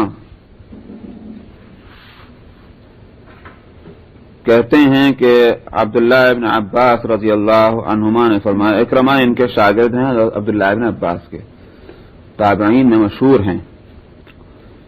تو وہ کہتے ہیں کہ حضرت عبداللہ ابن عباس نے ان کو فرمایا اپنے اکرمہ کو جو ان کے شاگرد ہیں کہ لوگوں میں حدیث بیان کرو یعنی وعظ نصیحت اور تلقین اس طرح کی چیزیں ہر جمعہ کو ایک دفعہ. مطلب یہ ہر جمعہ سے مراد جمعہ نہیں ہے بلکہ مراد ہر ہفتے ایک دفعہ. فَإِنْ أَبَيْتَ فَمَرَّتَيْنِ اگر کچھ اور آپ زیادہ کرنا چاہتے ہیں تو 2 دفعہ. فَإِنْ أَكْثَرْتَ فَثَلَاثَ مَرَّاتٍ اور زیادہ سے زیادہ اگر آپ لوگوں میں اس طرح کا کام کرنا چاہتے ہیں وعظ اور نصیحت کا اور حدیث سنانے کا تو 3 دفعہ. وَلَا تُمِلَّ النَّاسَ هَذَا الْقُرْآنَ اور میں کہ لوگوں کو اکتاؤ مت اس قرآن کے ذریعے سے کے تعلق سے. کیا مطلب اکتانے کا؟ آگے خود ہی فرما رہے ہیں کہ میں تمہیں اس حالت میں نہیں پاؤں کہ تم لوگوں میں آ کر کے ان سے ایسی صورت میں تقریر کر رہے ہو ان میں اور حدیث بیان کر رہے ہو کہ وہ اپنی باتوں میں لگے ہوئے ہیں. تم نے حدیث بیان کرنی شروع کی ان کی بات ختم ہو گئی. اس کی وجہ سے کیا ہوگا وہ اکتائیں گے ان پر بوجھ بن جائے گی تمہاری تقریر. اس لیے تمہیں خاموش رہنا چاہیے جب وہ تم سے فرمائش کریں، فَإِذَا أَمَرُوكَ، جب وہ فرمائش کریں تب تم ان کے سامنے حدیث بیان کرو، دین کی بات کرو، واعظ کہو، نصیحت کہو۔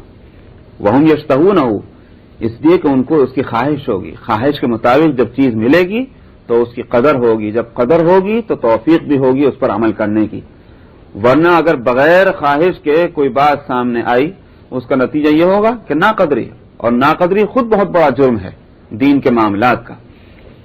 تو اس لیے جب ناقدری ہو رہی تو توفیق بھی کہاں سے ہوگی؟ اس سے گویا جہاں واعظ کہنے والے، تقریر کرنے والے کے لیے آداب تقریر سامنے آئے، وہیں یہ بھی معلوم ہوا کہ اصل میں تقریر کا مقصد محض تقریر نہیں ہے، بلکہ تقریر اور واعظ کا مقصد ہے لوگوں کی اصلاح، اور یہ دونوں طرف اس کا جذبہ ہونا چاہیے، تقریر کرنے والے میں بھی اور تقریر سننے والوں میں بھی۔ اگر تقریر کرنے والے میں یہ جذبہ نہیں تو ظاہر ہے کہ وہ جرم کر رہا ہے، تقریر سننے والوں میں یہ جذبہ نہیں تو ظاہر ہے کہ اپنی جگہ پر اگر اپنی جگہ پر وہ بھی قصوروار ہوں گے اللہ سبحانہ و تعالیٰ کی یہاں۔ اسی لیے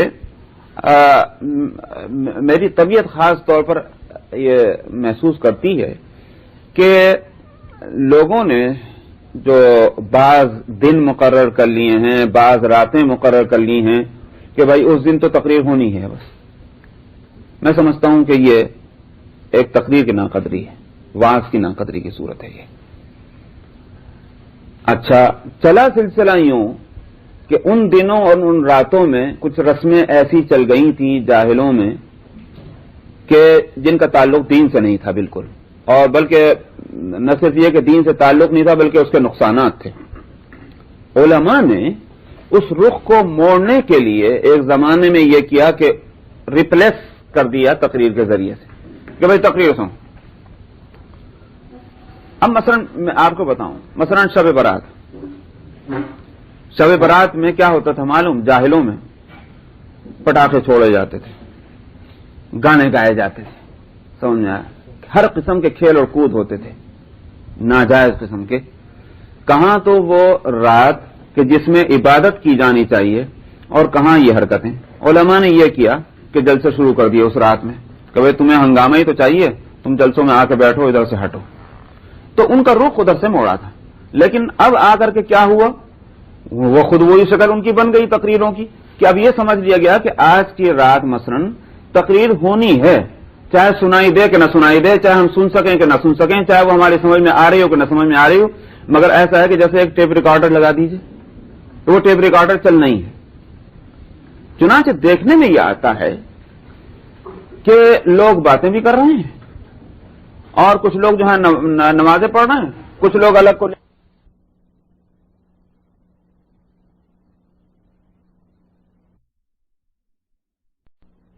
تم جلسوں میں آ کے بیٹھو، ادھر سے ہٹو۔ تو ان کا رخ ادھر سے موڑا تھا، لیکن اب آ کر کے کیا ہوا؟ وہ خود وہی شکل ان کی بن گئی تقریروں کی کہ اب یہ سمجھ لیا گیا کہ آج کی رات مثلا تقریر ہونی ہے، چاہے سنائی دے کہ نہ سنائی دے، چاہے ہم سن سکیں کہ نہ سن سکیں، چاہے وہ ہماری سمجھ میں آ رہی ہو کہ نہ سمجھ میں آ رہی ہو، مگر ایسا ہے کہ جیسے ایک ٹیپ ریکارڈر لگا دیجئے تو وہ ٹیپ ریکارڈر چلنا ہی ہے۔ چنانچہ دیکھنے میں یہ آتا ہے کہ لوگ باتیں بھی کر رہے ہیں اور کچھ لوگ جو ہے نمازیں پڑھ رہے ہیں، کچھ لوگ الگ کو لے کر بیٹھ کے قرآن شریف بھی پڑھ رہے ہیں، کیونکہ وہ ایک ٹائم لمٹ ہے اور وہ کتابوں میں پڑھ لیا کہ اتنی رکعتیں بھی پڑھنی ہوں گی اور اتنا تم کو وہ سورہ بھی پڑھنی ہوگی اور اتنے تم کو تسبیحیں بھی پڑھنی ہوں گی، یہ بھی سب کام کرنے ہیں اس خاص وقت کے اندر، اور ادھر تقریر بھی اسی وقت کے اندر ہو رہی۔ نہ تقریر صحیح طور پر ہو پاتی، نہ نمازیں صحیح ہو پاتی ہیں، نہ تلاوت ہوتی ہے، نہ ذکر ہوتا ہے۔ کیا فائدہ ان اعمال کا؟ یاد رکھیے خوب اچھی طرح سے ایک اصولی طور پر، ایک تو ہیں فرائض اور واجبات۔ فرائض اور واجبات کی تو بات یہ ہے کہ وقت کے تعین کے ساتھ وہ ادا کرنا ہے، وہ ڈیوٹی ہے، دل چاہتا ہو کہ نہ چاہتا ہو، سمجھ میں آئی نہیں بات؟ وہ آپ کو کرنا ہی ہے، نہ اس میں کمی کر سکتے ہیں نہ اس میں زیادتی کر سکتے ہیں۔ لیکن فرائض اور واجبات کے علاوہ جو عبادتیں ہیں وہ اسی صورت میں کی جانی چاہیے جبکہ طبیعت اس کے لیے تیار اور آمادہ ہو، اور اس کی کوئی مقدار بھی مقرر نہیں ہے. سمجھ میں آیا؟ مثال کے طور پر تلاوت قرآن ہے. اب لوگوں نے یہ سمجھا ہوا ہے کہ کسی کا ایصال ثواب مکمل ہی نہیں ہوگا جب تک کہ پورا قرآن نہ ہو جائے، آدھا رہ گیا ثواب. یہ ذہن بنا، حالانکہ کوئی اس طرح کی بات نہیں. قرآن شریف تھوڑی اس کو جانا ہے. لوگ جو سمجھتے ہیں کہ ہم نے اس کے لیے قرآن شریف پڑھا، یہ تو غلط لفظ ہے. قرآن شریف نہیں چاہتا اس کو، قرآن شریف تو اللہ کے لیے پڑھا جاتا ہے. سمجھ میں آیا؟ تلاوت ثواب سمجھ کر کے قرآن شریف پڑھنا ہے اللہ کے واسطے. ہاں، چونکہ قرآن شریف اللہ کا کلام ہے، چونکہ اس کی تلاوت کرنا ثواب کی چیز ہے، اللہ کو پسند ہے، تو اللہ کے پسندیدہ کام کرنے کے بعد جب آپ اللہ سے دعا مانگیں گے تو امید ہے کہ اللہ قبول کر لیں گے. یہ ہے اس کی غرض. ورنہ نہ کسی کو قرآن شریف پہنچتا ہے، نہ کسی کو آپ کا صدقہ پہنچتا ہے، نہ کسی کو آپ کی خیرات پہنچتی ہے. نہیں بات اسی کو تو قرآن شریف میں فرمایا گیا کہ قربانی جو ہے بقرہ عید کے موقع پر، یہ قربانی میں یہ سوچنا کہ انہوں نے کہا بھائی میرے پڑوس میں بکرا جو ہے وہ کتنے کا، انہوں نے کہا $500 کا، انہوں نے کہا کہ اچھا میرا تو $600 کا آئے گا. اب اسی میں ہو رہا. اور کوئی کہے بھائی یہ کیا، کہنے کہ اچھی سے اچھی قربانی ہونی چاہیے. نہیں بھائی، قربانی اچھی ہونا اور چیز ہے، لیکن یہ جو تم سوچ رہے ہو، اصل قرآن شریف میں فرمایا گیا کہ لن ینال اللہ لحومها ولا دماؤها. اللہ کو نہ گوشت پہنچتا ہے نہ خون پہنچتا ہے. ولکن ینالہ التقوی منکم، لیکن اس کے پاس تو تمہارا تقوی پہنچتا ہے. تو تمام اعمال کی روح جو ہے وہ تقوی ہے، اور تقوی جو ہے وہ ایک دل کی کیفیت کا نام ہے. یہ نہیں کہ عمل کی مقدار زیادہ تو تقوی کی مقدار بھی زیادہ، عمل کی مقدار کم تو تقوی کی مقدار بھی کم. یہ نہیں، ورنہ تو پھر ماننا پڑے گا.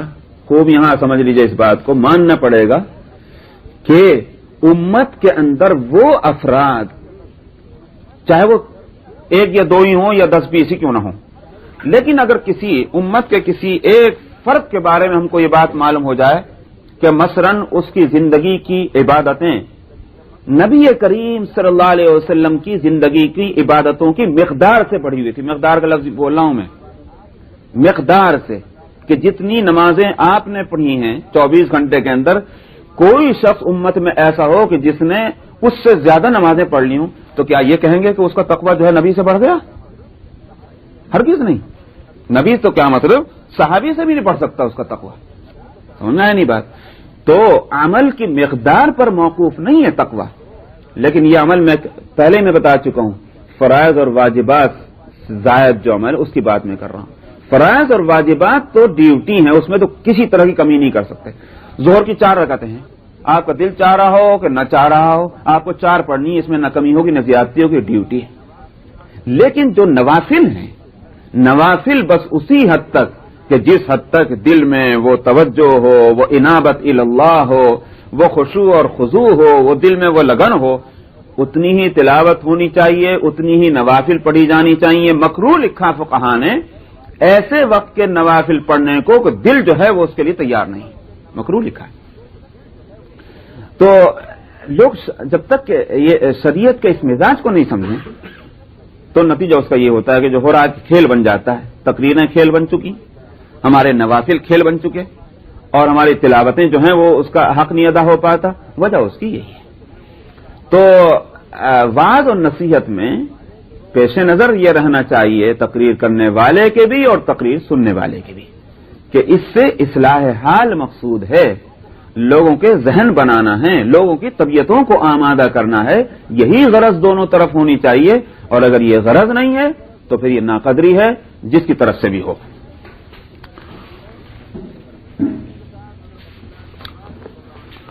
اسی کے ساتھ حضرت عبداللہ بن عباس رضی اللہ عنہما نے حضرت اکرمہ کو ایک اور ادب بھی بتلایا اور کہا کہ دعا کے اندر سجع نہیں ہونا چاہیے، اس سے پرہیز کرو. سجع کس کو کہتے ہیں؟ کس کو کہتے ہیں؟ سجع کہتے ہیں ہم وزن الفاظ استعمال کرنا. جیسے شعر کے اندر ہوتا ہے نا، بس شعر میں قافیہ بناتے ہیں اور اسی طرح سے اس کے وزن بناتے ہیں، یہ ہے سجع. تو سجع سے پرہیز کرو، یعنی الفاظ ایسے لانا کہ جو اس میں اس کی فکر ہو کہ بھئی وزن بنتا چلا جائے. دعا میں یہ چیزیں نہیں ہونی چاہیے. کہتے ہیں کہ میں نے جانا ہے نبی کریم صلی اللہ علیہ وسلم اور آپ کے اصحاب سے کہ وہ یہ کام نہیں کرتے تھے. جو لوگ عربی کی دعائیں ان کو حدیث کی یاد ہوں گی, ان کو یہ خیال ہو سکتا ہے کہ حدیث کے اندر تو بہت سی دعائیں ایسی ہیں کہ جس میں سزا ہے. تو حالانکہ حضرت عبداللہ ابن عباس خود بھی روک رہے ہیں اور یہ بھی کہہ رہے ہیں کہ میں نے نبی کریم صلی اللہ علیہ وسلم اور آپ کے صحابہ کو دیکھا ہے کہ وہ یہ کام نہیں کرتے تھے. خوب یاد رکھیے, سزا سے روکا گیا اس لیے کہ اس میں تکلف کرنا پڑتا ہے, اور دعا میں الفاظ کے تکلف کا کوئی معنی نہیں. دعا میں پوری توجہ اللہ کی طرف اور اپنی عاجزی کی طرف ہونی چاہیے, الفاظ کی طرف نہیں. اگر کسی کی دعائیوں کا یہ کہ عادت ہی ہے کہ وہ بے تکلف جو ہے ہم وزن الفاظ بولتا جاتا ہے, تو پھر وہ ممنوع نہیں ہے. نبی کریم صلی اللہ علیہ وسلم کو ایسے الفاظ بولنے کے اندر تکلف نہیں ہوتا تھا جیسے ہم اور آپ بات کرتے ہیں. اسی طرح سے عرب کے بعض حضرات وہ آج بھی ہیں, آج بھی ایسے افراد موجود ہیں کہ بے تکلف اور ایک گھنٹہ ایسی تقریر کرتے چلے جائیں گے کہ باوزن الفاظ ہوں. میں نے ایسے حضرات کو دیکھا ہے, مجھے خوب یاد ہے. سیریا کے ایک مفتی صاحب آئے تھے ہندوستان, تو میں نے سنا کہ بہترین خطیب ہیں اور بڑے شوق سے ان کی تقریر سننے کے لیے بیٹھے. واقعہ یہ ہے کہ طبیعت بہت متاثر ہوئی کہ الفاظ یہ بھی الفاظ ہوتے ہیں ایسے بے تکلف اور اس روانی کے ساتھ جیسے دریا ایک بہ رہا ہے, لیکن الفاظ ہیں کہ جو ڈھلے ڈھلائے چلے آ رہے ہیں مشین سے, بڑے خوبصورت الفاظ وزن سے وزن ملتا ہوا. جن لوگوں کو ایسی عادت ہو جائے تو بلا شبہ ان کے لیے اس میں کوئی رکاوٹ نہیں ہے, تو وہ تو عادت ہے, اس میں تکلف نہیں ان کو کرنا پڑتا. حاصل اس کا یہ نکلا کہ دعا میں الفاظ کے تکلف میں مت جائیے. دعا دراصل دل کو اللہ کی طرف اپنی عاجزی کے احساس اور اللہ سبحانہ و تعالی کی عظمت کے تصور کے ساتھ متوجہ کرنا جو ہے, یہی دعا کی اصل جان ہے, یہ باقی رہنی چاہیے. وعن واصلة بن الأسقع قال قال رسول الله صلى الله عليه وسلم من طلب العلم فأدركه كان له كفلان من الأجر فإن لم يدركه كان له كفل من الأجر. واصلہ ابن الاسقع رضی اللہ عنہ کہتے ہیں کہ نبی کریم صلی اللہ علیہ وسلم نے فرمایا کہ جس نے علم سیکھنے کی کوشش کی, ظاہر ہے کہ علم سے مراد یہاں علم دین ہی ہے. وجہ اس کی ہے, علم جو لوگ بات کرتے ہیں کہ صاحب علم سے مراد علم دین کیوں, وجہ اس کی یہ ہے کہ جس علم کی فضیلت ہے وہ علم وہ ہے کہ جس میں اللہ کو راضی کرنا مقصود ہو, اور اگر اللہ کو راضی کرنا مقصود نہیں ہے وہ علم اس کی گفتگو ہی نہیں ہے, چاہے کوئی بھی علم ہو. ظاہر ہے کہ اگر ہم کوئی بھی علم سیکھ رہے ہیں اس لیے کہ ہمارے روزی روزگار جو ہے وہ درست ہو جائے, تو یہاں تو اس سے بحث ہی نہیں ہو رہی. یہاں بحث ہے اس علم سے کہ جس سے اللہ کو راضی کیا جائے. تو اس لیے علم دین کی بات ہے. جس نے علم حاصل کرنے کی کوشش کی فأدرکہ, اس نے پا لیا, حاصل کر لیا وہ علم. فرمایا کہ اس کو دوہرا اجر ہے. کفلان, کفل کہتے ہیں ترازو کا وہ پلڑا جو ہے اس کو کہتے ہیں کفل, یعنی اس کو دوہرا اجر ملے گا. فإن لم يدرک, علم حاصل کرنے کی کوشش کی مگر نہیں حاصل ہوا, محنت کی ملا نہیں, صلاحیت کم ہے, یہ کہ جو کوششیں کر سکتا تھا وہ کر ڈالی مگر یہ کہ وہ رسائی وہاں تک نہیں ہوئی. سمجھ میں آیا؟ اگر نہیں پا سکا کان لہو کفل من الاجر, تو اس کو ایک اجر ہے, اکہرا. تو مطلب یہ ہے کہ علم کی کوشش کرنا خود مستقل عبادت ہے.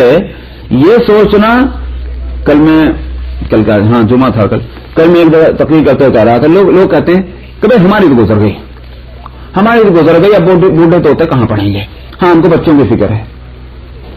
تو عجیب بات یہ ہے کہ کم از کم اس ملک میں آنے کے بعد تو یہ فلسفہ جو ہے یہ ناقابل قبول ہوگی جا, اس واسطے کہ جاب پر رہتے ہوئے, جاب کرتے ہوئے بوڑھوں کو دیکھا کہ صاحب ایکسٹرا کورسز لیتے ہیں کیونکہ صاحب ان کو اس سے ترقی ملتی ہے اور یہ ہوتا.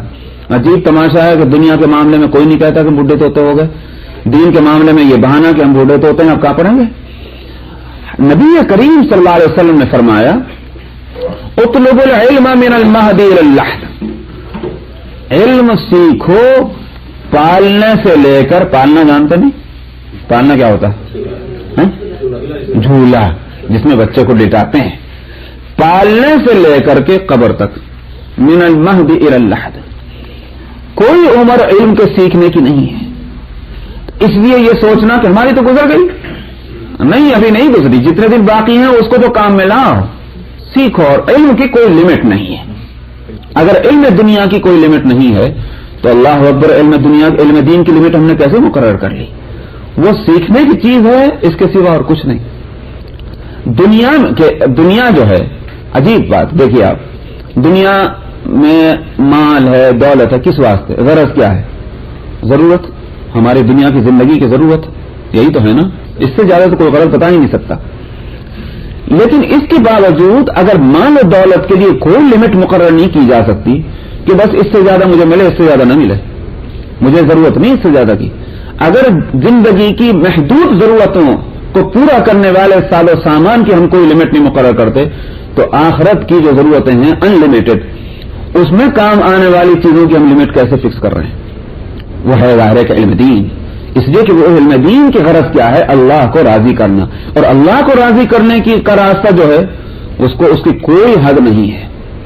ایک کافر اپنے صلاحیت کے مطابق چلے اللہ کو راضی کرنے کے لیے، ایک فاسق اپنے صلاحیت کے مطابق، ایک ولی اپنے، اور اسی طرح سے نبی اپنی صلاحیت کے مطابق. لیکن ہر ایک کے لیے وہ راستہ کھلا ہوا ہے. یہ نہیں کہہ سکتا کہ میں اس منزل پر پہنچ چکا ہوں، اب آگے کوئی راستہ نہیں جانے کا. تو علم دین جو ہے وہ ہر ایک کو سیکھنا ہے.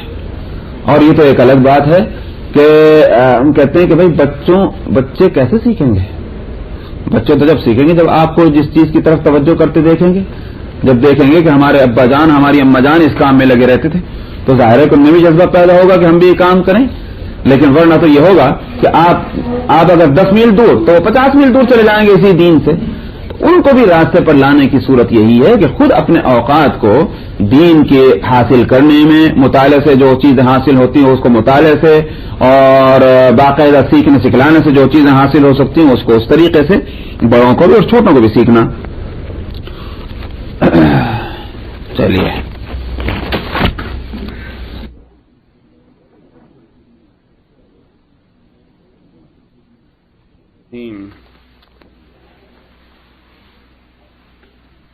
وعن ابی ہریرہ قال قال رسول اللہ صلی اللہ علیہ وسلم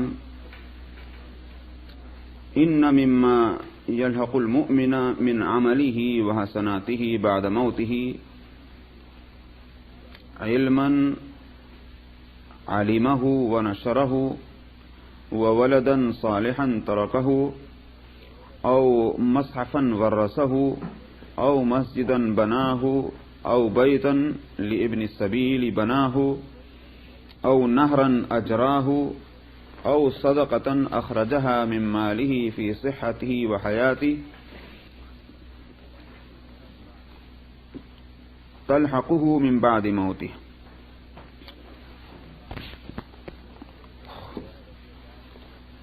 حضرت ابو ہریرہ رضی اللہ عنہ کہتے ہیں کہ نبی کریم صلی اللہ علیہ وسلم نے فرمایا کہ موت کے بعد ایک مومن کو اس کے عمل اور اس کی نیکیوں سے جو چیز ملتی رہتی ہے وہ علم ہے کہ جس کو اس نے حاصل کیا اور اس کو پھیلانے میں لگا. کیونکہ کتاب العلم چل رہی ہے اس کی مناسبت سے یہ حدیث آئی. یعنی حاصل یہ ہے کہ جب انسان مر جاتا ہے، انتقال ہوتا ہے، چاہے وہ مومن ہو چاہے کافر ہو، اعمال کا سلسلہ ختم ہو جاتا ہے. عمل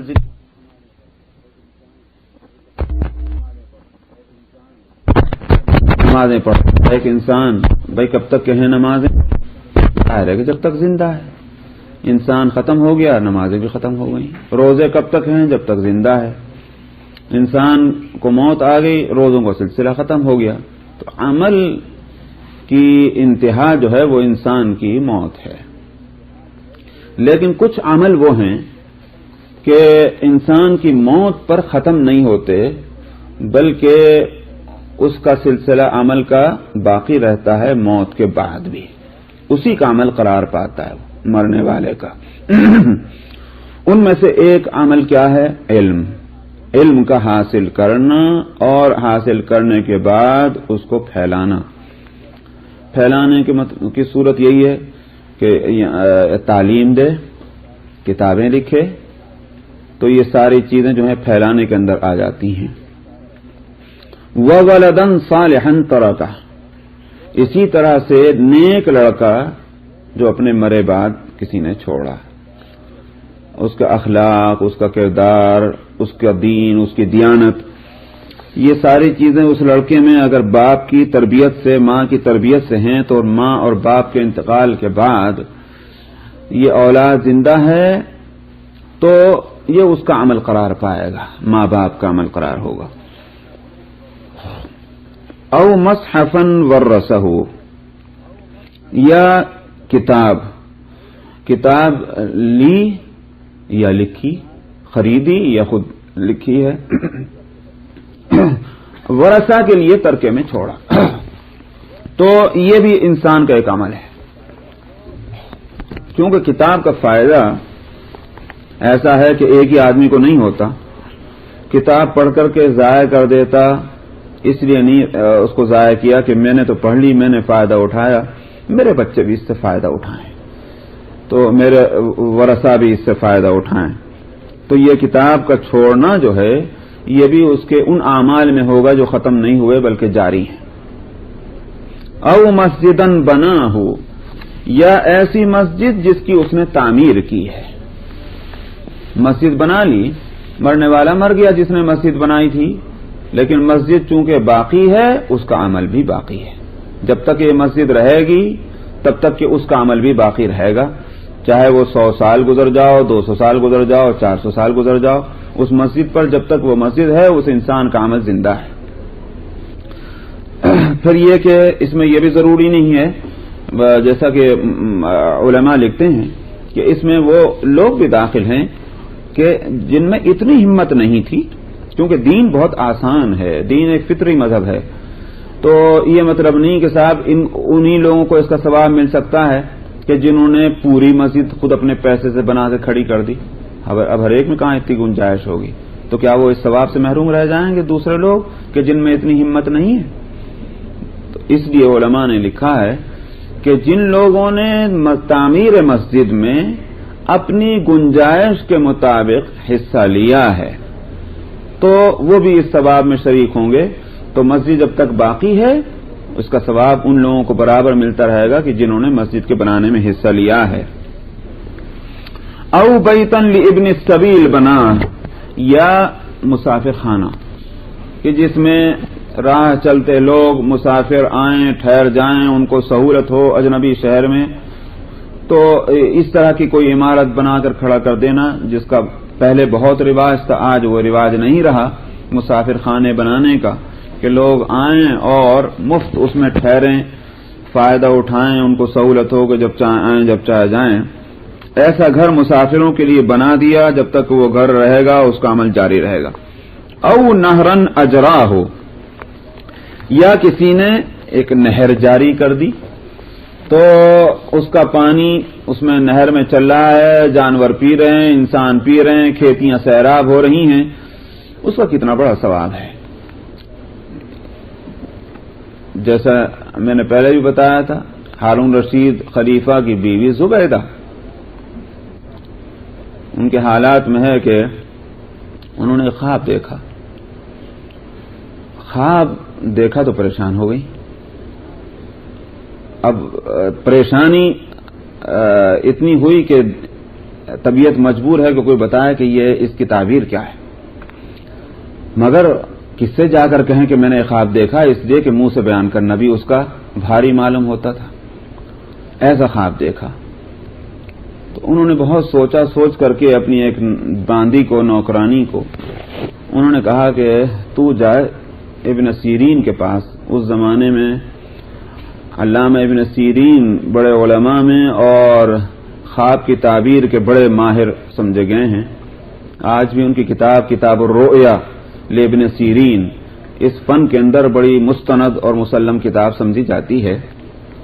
تو ابن سیرین کے پاس باندی کو بھیجا اور اس سے کہا کہ تو جا کر کے یہ خواب سنا اور مت کہنا کہ میں نے دیکھا ہے، تو اپنے ہی بارے میں میرا نام مت لینا، یہ پوچھنا کہ یہ خواب کی تعبیر کیا ہے، تو مگر میرا نام مت لینا۔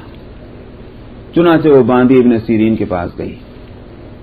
خواب یہ تھا کہ دنیا جہاں کے انسان آ رہے ہیں اور اس عورت سے یعنی کوئی زبیدہ نے دیکھا کہ مجھ سے ہم بستر ہو رہے ہیں۔ اب یہ خواب ایسا شرمناک اور وہ اس کو بیان کرنا بھی مشکل، تو باندی کو اس کے لیے مقرر کیا، تو جا کے کہیے۔ ابن سیرین کے پاس پہنچی وہ باندی اور اس نے خواب بیان کیا کہ خواب دیکھا ہے، اس کی تعبیر کیا ہے۔ تو وہ چونکہ اپنے لباس سے پہچانی گئی کہ یہ تو باندی ہے، تو ابن سیرین نے کہا سچ بتا کس نے دیکھا۔ اب وہ بڑی پریشان ہوئی، تو اس نے کہا کہ آپ تو تعبیر بتا دیں، کہ نہیں خواب دیکھنے والا تعبیر پوچھا کرتا ہے، کس نے خواب دیکھا ہے؟ تو اس نے کہا کہ اچھا میں ابھی آتی ہوں۔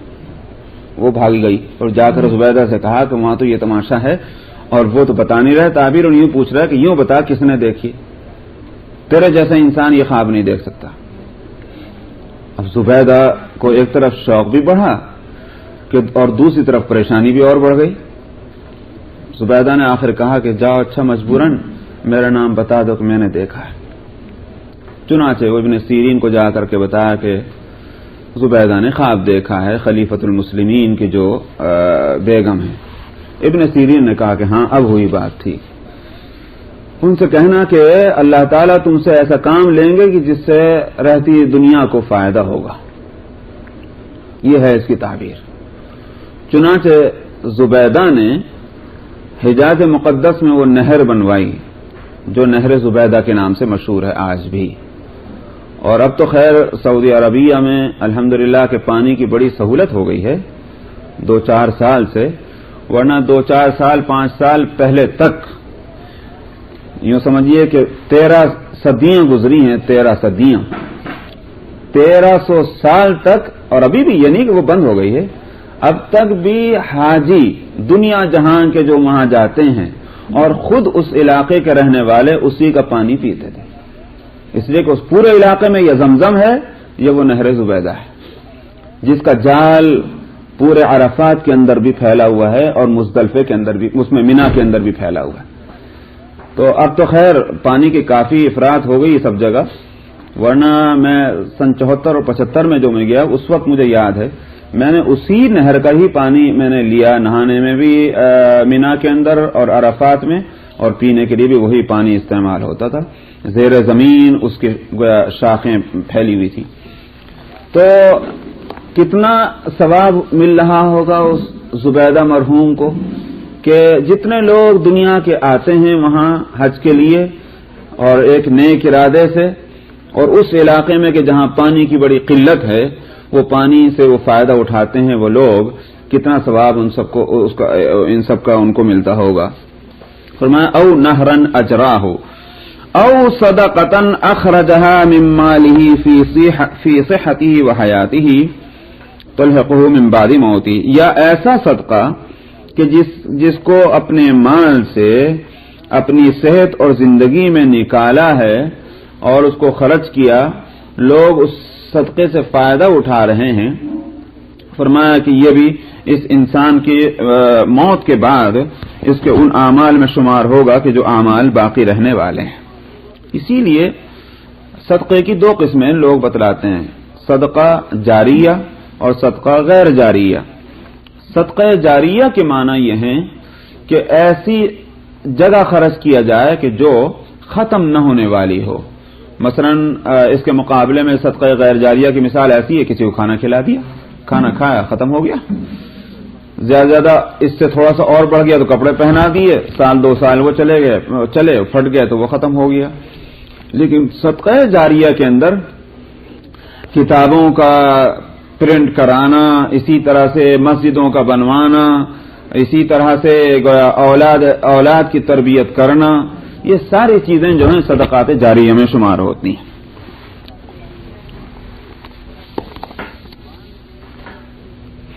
وعن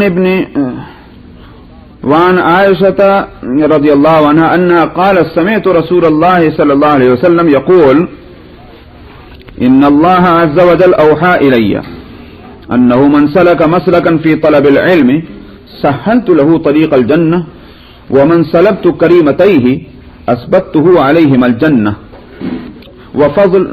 وفضل في علم خير من فضل في عبادة وملاك الدين الورع.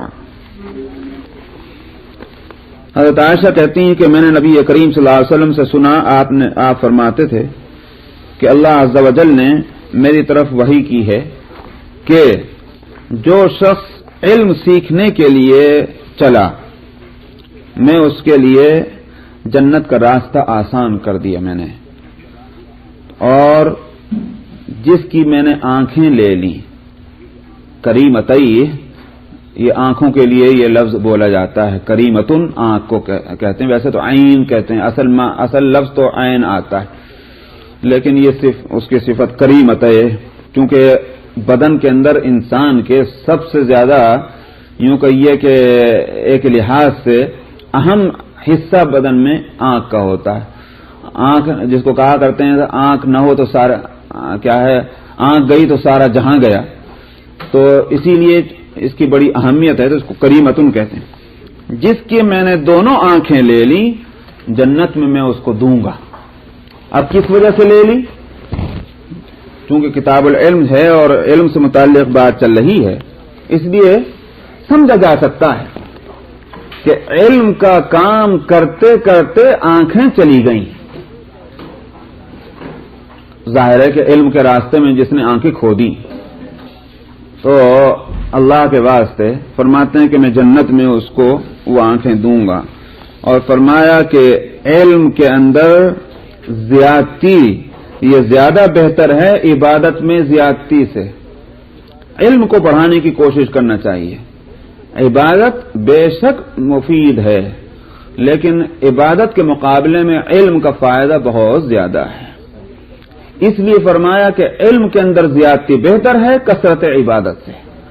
تو نوافل، حالانکہ نوافل سے اللہ کا قرب حاصل ہوتا ہے، لیکن کثرت نوافل کے مقابلے میں کثرت مطالعہ جو ہے علم کا، علم کے حاصل کرنے کی کوششیں کرنا، وہ اس کو زیادہ فضیلت دی گئی ہے.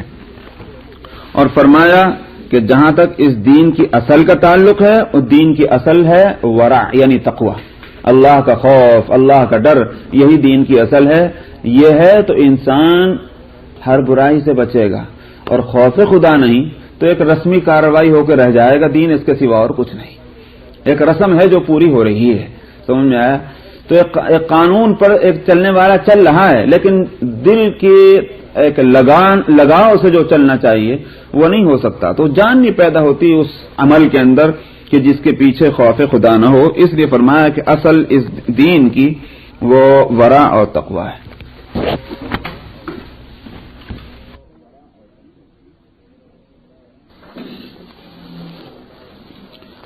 حضرت عبداللہ ابن عباس رضی اللہ عنہ کا ارشاد ہے کہ ان کا کہنا یہ حدیث مرفوع نہیں ہے، حدیث موقوف ہے. موقوف ایسی حدیث کو کہتے ہیں کہ جس میں صحابی کا قول نقل کیا گیا ہو.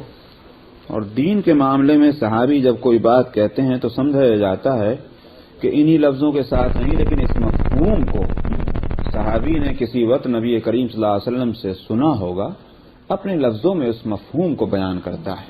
ورنہ صحابی سے اس کی توقع نہیں کہ دین کے معاملے میں خود سے کوئی بات کہہ دے. تو اس لیے حدیث تو اس کو بھی مانا جاتا ہے، لیکن فرق یہ ہے کہ جس میں بات نبی کریم صلی اللہ علیہ وسلم تک پہنچ جائے اس کو مرفوع کہتے ہیں، اور جو صحابی تک رک جائے اس کو موقوف. تو یہ موقوف حدیث ہے، اس لیے کہ عبداللہ ابن عباس رضی اللہ عنہما کا فرمان ہے. فرماتے ہیں کہ تدارس العلم ساعۃ من اللیل خیر من احیائها، رات کی ایک گھڑی علم کے پڑھنے پڑھانے میں لگانا اس رات کو عبادت میں پوری رات لگانے سے افضل ہے. یہ حضرت عبداللہ ابن عباس نے فرمایا. اور میں نے کہا کہ صحابی جب کوئی بات کہتے ہیں تو وہ اپنی طرف سے نہیں، لفظوں کا فرق ہوگا، بات وہی ہوگی جو پیغمبر نے بھی کہی ہوگی۔ چنانچہ آگے ایک حدیث آ رہی ہے جو خود نبی کریم صلی اللہ علیہ وسلم کا عمل اور آپ کا ارشاد ہے، جس سے اس مفہوم کی تائید بھی ہوتی ہے۔ وعن عبد الله بن عمرو ان رسول الله صلى الله عليه وسلم مر بمجلسين في مسجده فقال كلاهما على خير واحدهما افضل من صاحبه اما هؤلاء فيدعون الله ويرغبون اليه فان شاء اعطاهم وان شاء منعهم واما هؤلاء فيتعلمون الفقه او العلم ويعلمون الجاهل فهم افضل وانما بعثت معلما ثم جلس فيهم۔ عبداللہ ابن عمرو بن العاص رضی اللہ عنہما کہتے ہیں کہ نبی کریم صلی اللہ علیہ وسلم اپنی مسجد میں دو مجلسیں ہو رہی تھی مسجد نبوی میں، تو آپ دونوں پر سے گزرے، دونوں کو دیکھا جو اپنے اپنے کام میں مشغول تھے۔ اس مجلس میں جیسے دیکھا ہوگا حلقے بنا لیتے ہیں، تو ایک حلقہ یہ بنا ہوا ہے، ایک حلقہ یہ بنا ہوا ہے مسجد کے اندر، تو آپ نے دونوں کو دیکھا، دونوں کو دیکھ کر کے آپ نے فرمایا دونوں خیر پر ہیں، یعنی بھلائی کا کام کر رہے ہیں، دونوں کے دونوں بہت اچھا کام کر رہے ہیں، لیکن آپ نے فرمایا ان میں کا ایک جو ہے وہ دوسرے سے افضل ہے۔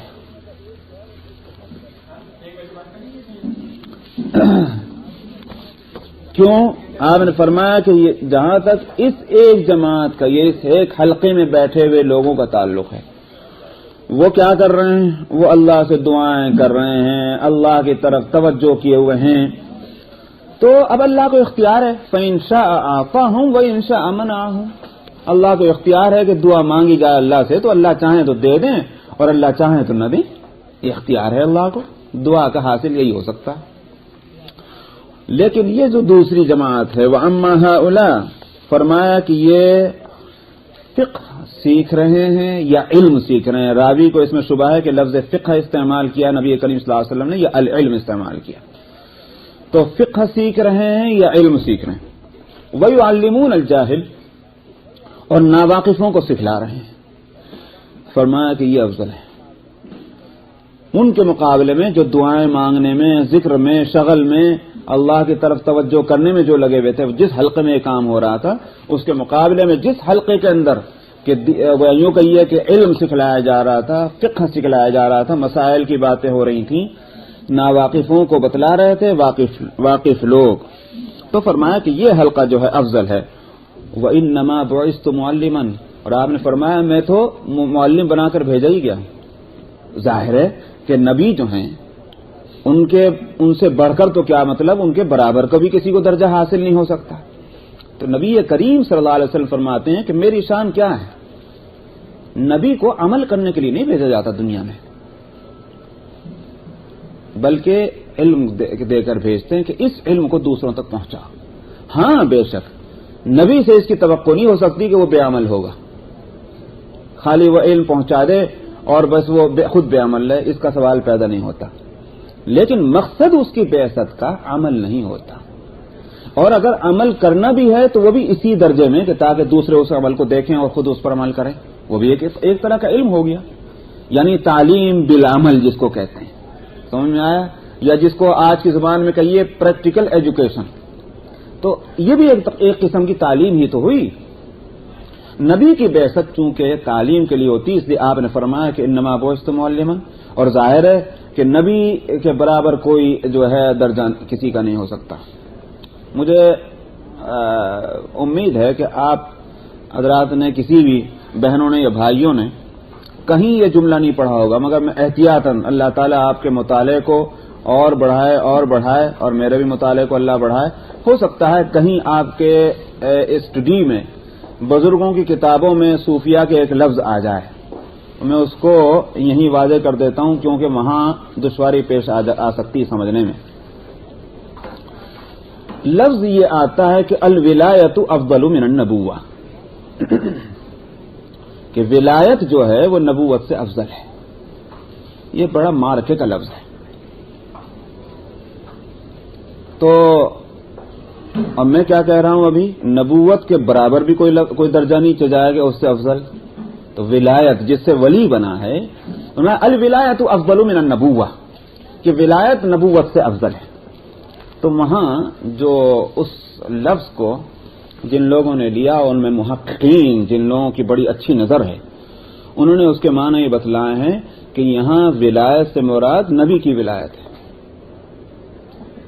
پہلے سمجھ لیجئے ولایت کس کو کہتے ہیں. ولایت کہتے ہیں اللہ کی طرف لو لگانے کو، اللہ کی طرف توجہ کرنے کو. تو یہ جو کام ہے یہ افضل ہے. لیکن وہ سینٹنس کیا بتا رہا ہے کہ الولایت افضل من النبوہ. تو محققین نے کہا کہ یہاں ولایت سے مراد نبی کی ولایت ہے، امت کی ولایت نہیں. یعنی نبی کے اوپر بھی یوں کہیے کہ کچھ کام تو وہ ہیں کہ جو مثلا مخلوق خدا میں لگے ہوئے ہیں، ان کی اصلاح میں لگے ہوئے ہیں، ان کی تربیت میں لگے ہوئے ہیں. اور ایک وقت نبی کا کون سا ہوتا ہے جس میں وہ اللہ کی طرف لو لگا کر بیٹھتے ہیں، جس کے لیے قرآن پاک کے سورہ انشراح میں فرمایا فَإِذَا فَرَغْتَ فَانصَبْ وَإِلَىٰ رَبِّكَ فَارْغَب. جب آپ فارغ ہو جائیں تو اب ادھر توجہ کیجئے، اللہ کی طرف لو لگائیے. وہ جو لو لگانا ہے اللہ کی طرف وہی ولایت ہے. تو وہ جو ولایت جو ہے وہ نبی کی ولایت جو ہے وہ افضل ہے. یہ مطلب نہیں کہ ایک عام آدمی کی ولایت جو ہے نبی کے نبوت سے افضل ہے، سوال ہی پیدا نہیں ہوتا. اس لیے کہ عام آدمی کو ولایت کا مقام حاصل ہوتا ہی ہے نبی کی پیروی سے.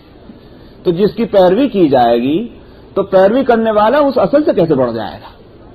سمجھ میں نہیں بات. تو اس لیے میں نے کہا کہ وہ کہیں اگر اتفاق سے کہیں آپ کے مطالعے میں وہ سینٹنس آ جائے صوفیاء کی یا بزرگوں کی کسی کتاب میں، مت پریشان ہو. اس کے معنی یہ ہیں، اور وہ یہ بھی ضروری نہیں کہ وہ معنی وہیں لکھے ہوئے ہوں گے. پتہ نہیں کون اس سینٹنس کو کس طرح استعمال کرے. نہیں ہماری نظر سے نہیں گزرا، کافی چھان بچھوڑ بھی کی. اگرچہ بعض صوفیاء نے اس کو حدیث کے انداز میں بیان کیا، ایسے انداز میں اس کو بیان کیا جیسے حدیث ہو، لیکن تلاش کیا گیا نہیں ملا. پتہ نہیں اصل میں حضرات صوفیہ رحمہم اللہ کے بارے میں اصل میں مسئلہ جو ہے وہ یہ ہے کہ ان کے ہاں تقوی کی وجہ سے، تقوی کی بھی شدت کی وجہ سے ان کے یہاں حسن ظن بہت ہوتا ہے. حسن ظن تو بہت اچھی چیز ہے، کسی سے بدگمانی نہیں ہونی چاہیے، اچھا گمان ہونا چاہیے. ان کے یہاں حسن ظن اتنا غالب ہے کہ ایک مسلمان سے کوئی بات سنی انہوں نے کہا ٹھیک ہی ہے بس، اب اس کی چھان پچھوڑ میں لگتے ہی نہیں، ہر چیز کو لے لیتے ہیں.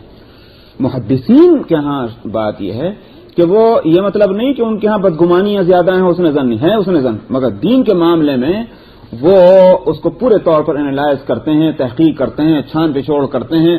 کس سے آئی یہ بات، کون تھا وہ آدمی، کیسا تھا، کیسی زندگی تھی، ایک ایک چیز اس کی دیکھتے ہیں. تب جا وہ اس لیے نہیں کہ یہ بدگمان زیادہ ہیں، بلکہ اس لیے کہ حدیث کی حفاظت کرنی ہے. حدیث کے اندر جو ہے غلط چیزیں نہ مل کر آ جائیں، اس حدیث کی محبت کی وجہ سے وہ ایسا کرتے ہیں، نیت بخیر ہے.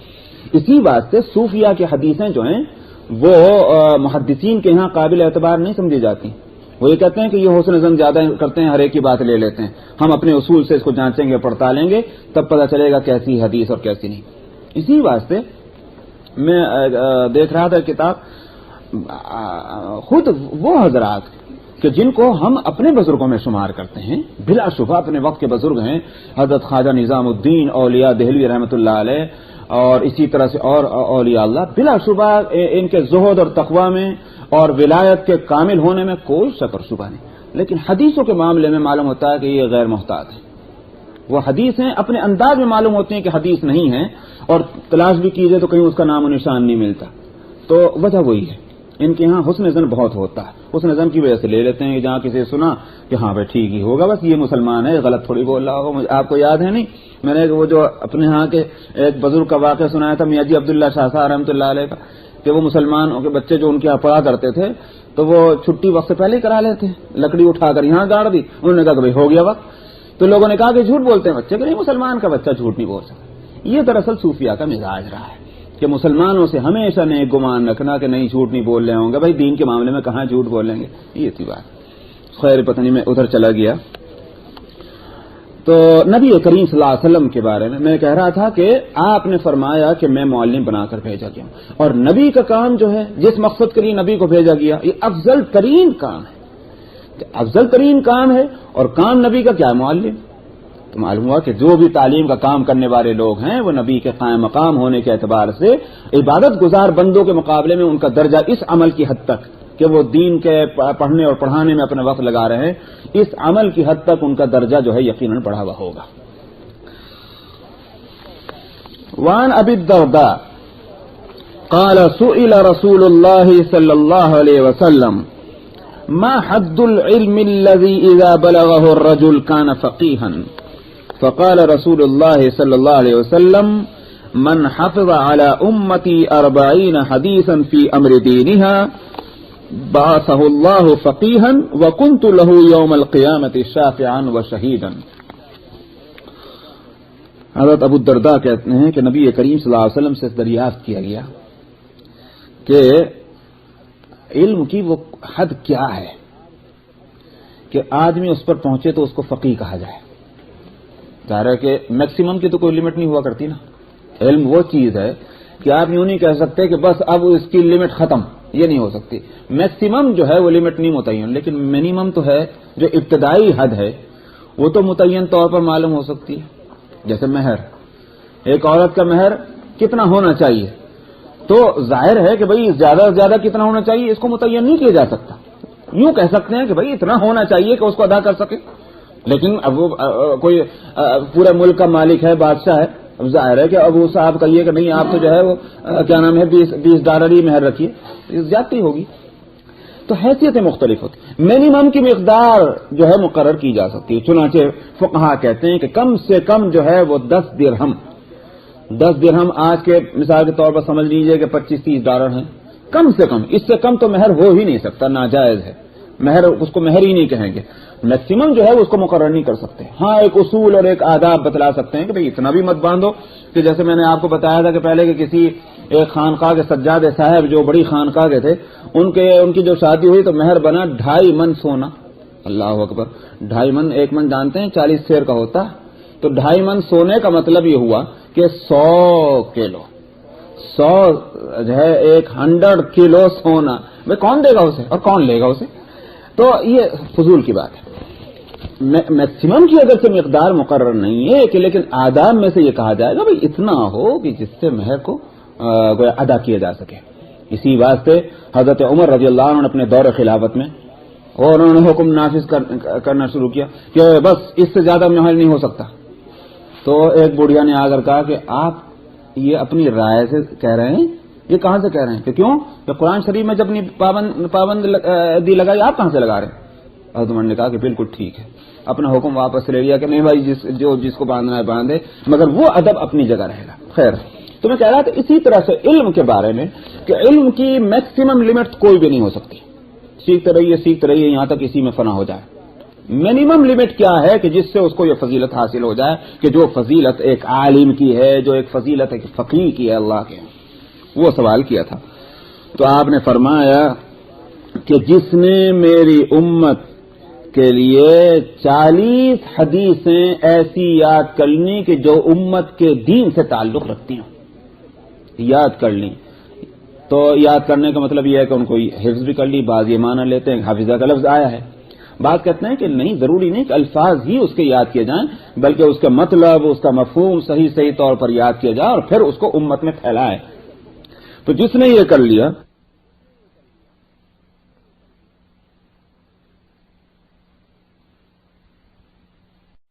اور فقہاء نے جن کو اللہ سبحانہ و تعالی نے توفیق دی ہے، انہوں نے چاہے کتابیں بہت لکھ دی ہوں، لیکن ایک بہت بڑی تعداد ان لوگوں کی گزری ہے کہ جنہوں نے 40 حدیثیں لکھی ہر زمانے کے اندر، تاکہ یہ ہو جائے کہ بھئی اور تو ہوا جو ہوا، لیکن جیسے ہوا کرتا ہے نا کہ بھئی بہت سے لوگ جو ہیں وظیفے بہت پڑھتے ہیں، لیکن ایک آدھ وظیفہ ایسا کر لیتے ہیں کہ جس پر پابندی کرنی کہ بھئی اور چھوٹ جائے تو چھوٹ جائے، مگر ایک وظیفہ تو ہم لے ہی لیں کہ جس پر مرتے دم تک ہم عمل کرتے رہیں گے۔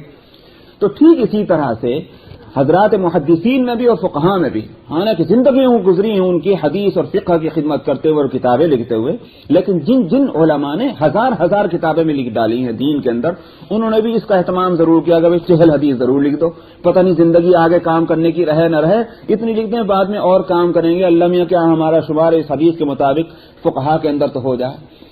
تو میں کہتا ہوں کہ یہ تو بہت ادنا مقدار جو مقرر فرما دی گئی ہے، کتنی مہربانی ہے دین کی اور نبی کریم صلی اللہ علیہ وسلم کی۔ تو ہمیں کم سے کم اتنی احادیث جو ہیں وہ یاد کرنے کی کوشش کرنے چاہیے، اس کے الفاظ بھی یاد ہو جائیں، اس کے معنی اور مطلب بھی ہمارے سمجھ میں آ جائیں، اور پھر ظاہر بات ہے کہ اس پر عمل کی کوشش بھی ہو۔ اللہ تعالیٰ توفیق دے۔ چلیے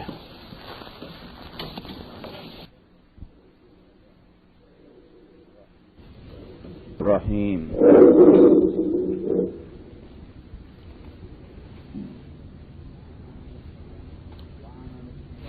وعن انس بن مالك قال قال رسول الله صلى الله عليه وسلم هل تدرون من اجود جودا قالوا الله ورسوله اعلم قال الله تعالى اجود جودا ثم انا اجود بني ادم واجودهم من بعدي رجل علم علما فنشره يأتي يوم القيامة اميرا وحده او قال امة واحدة۔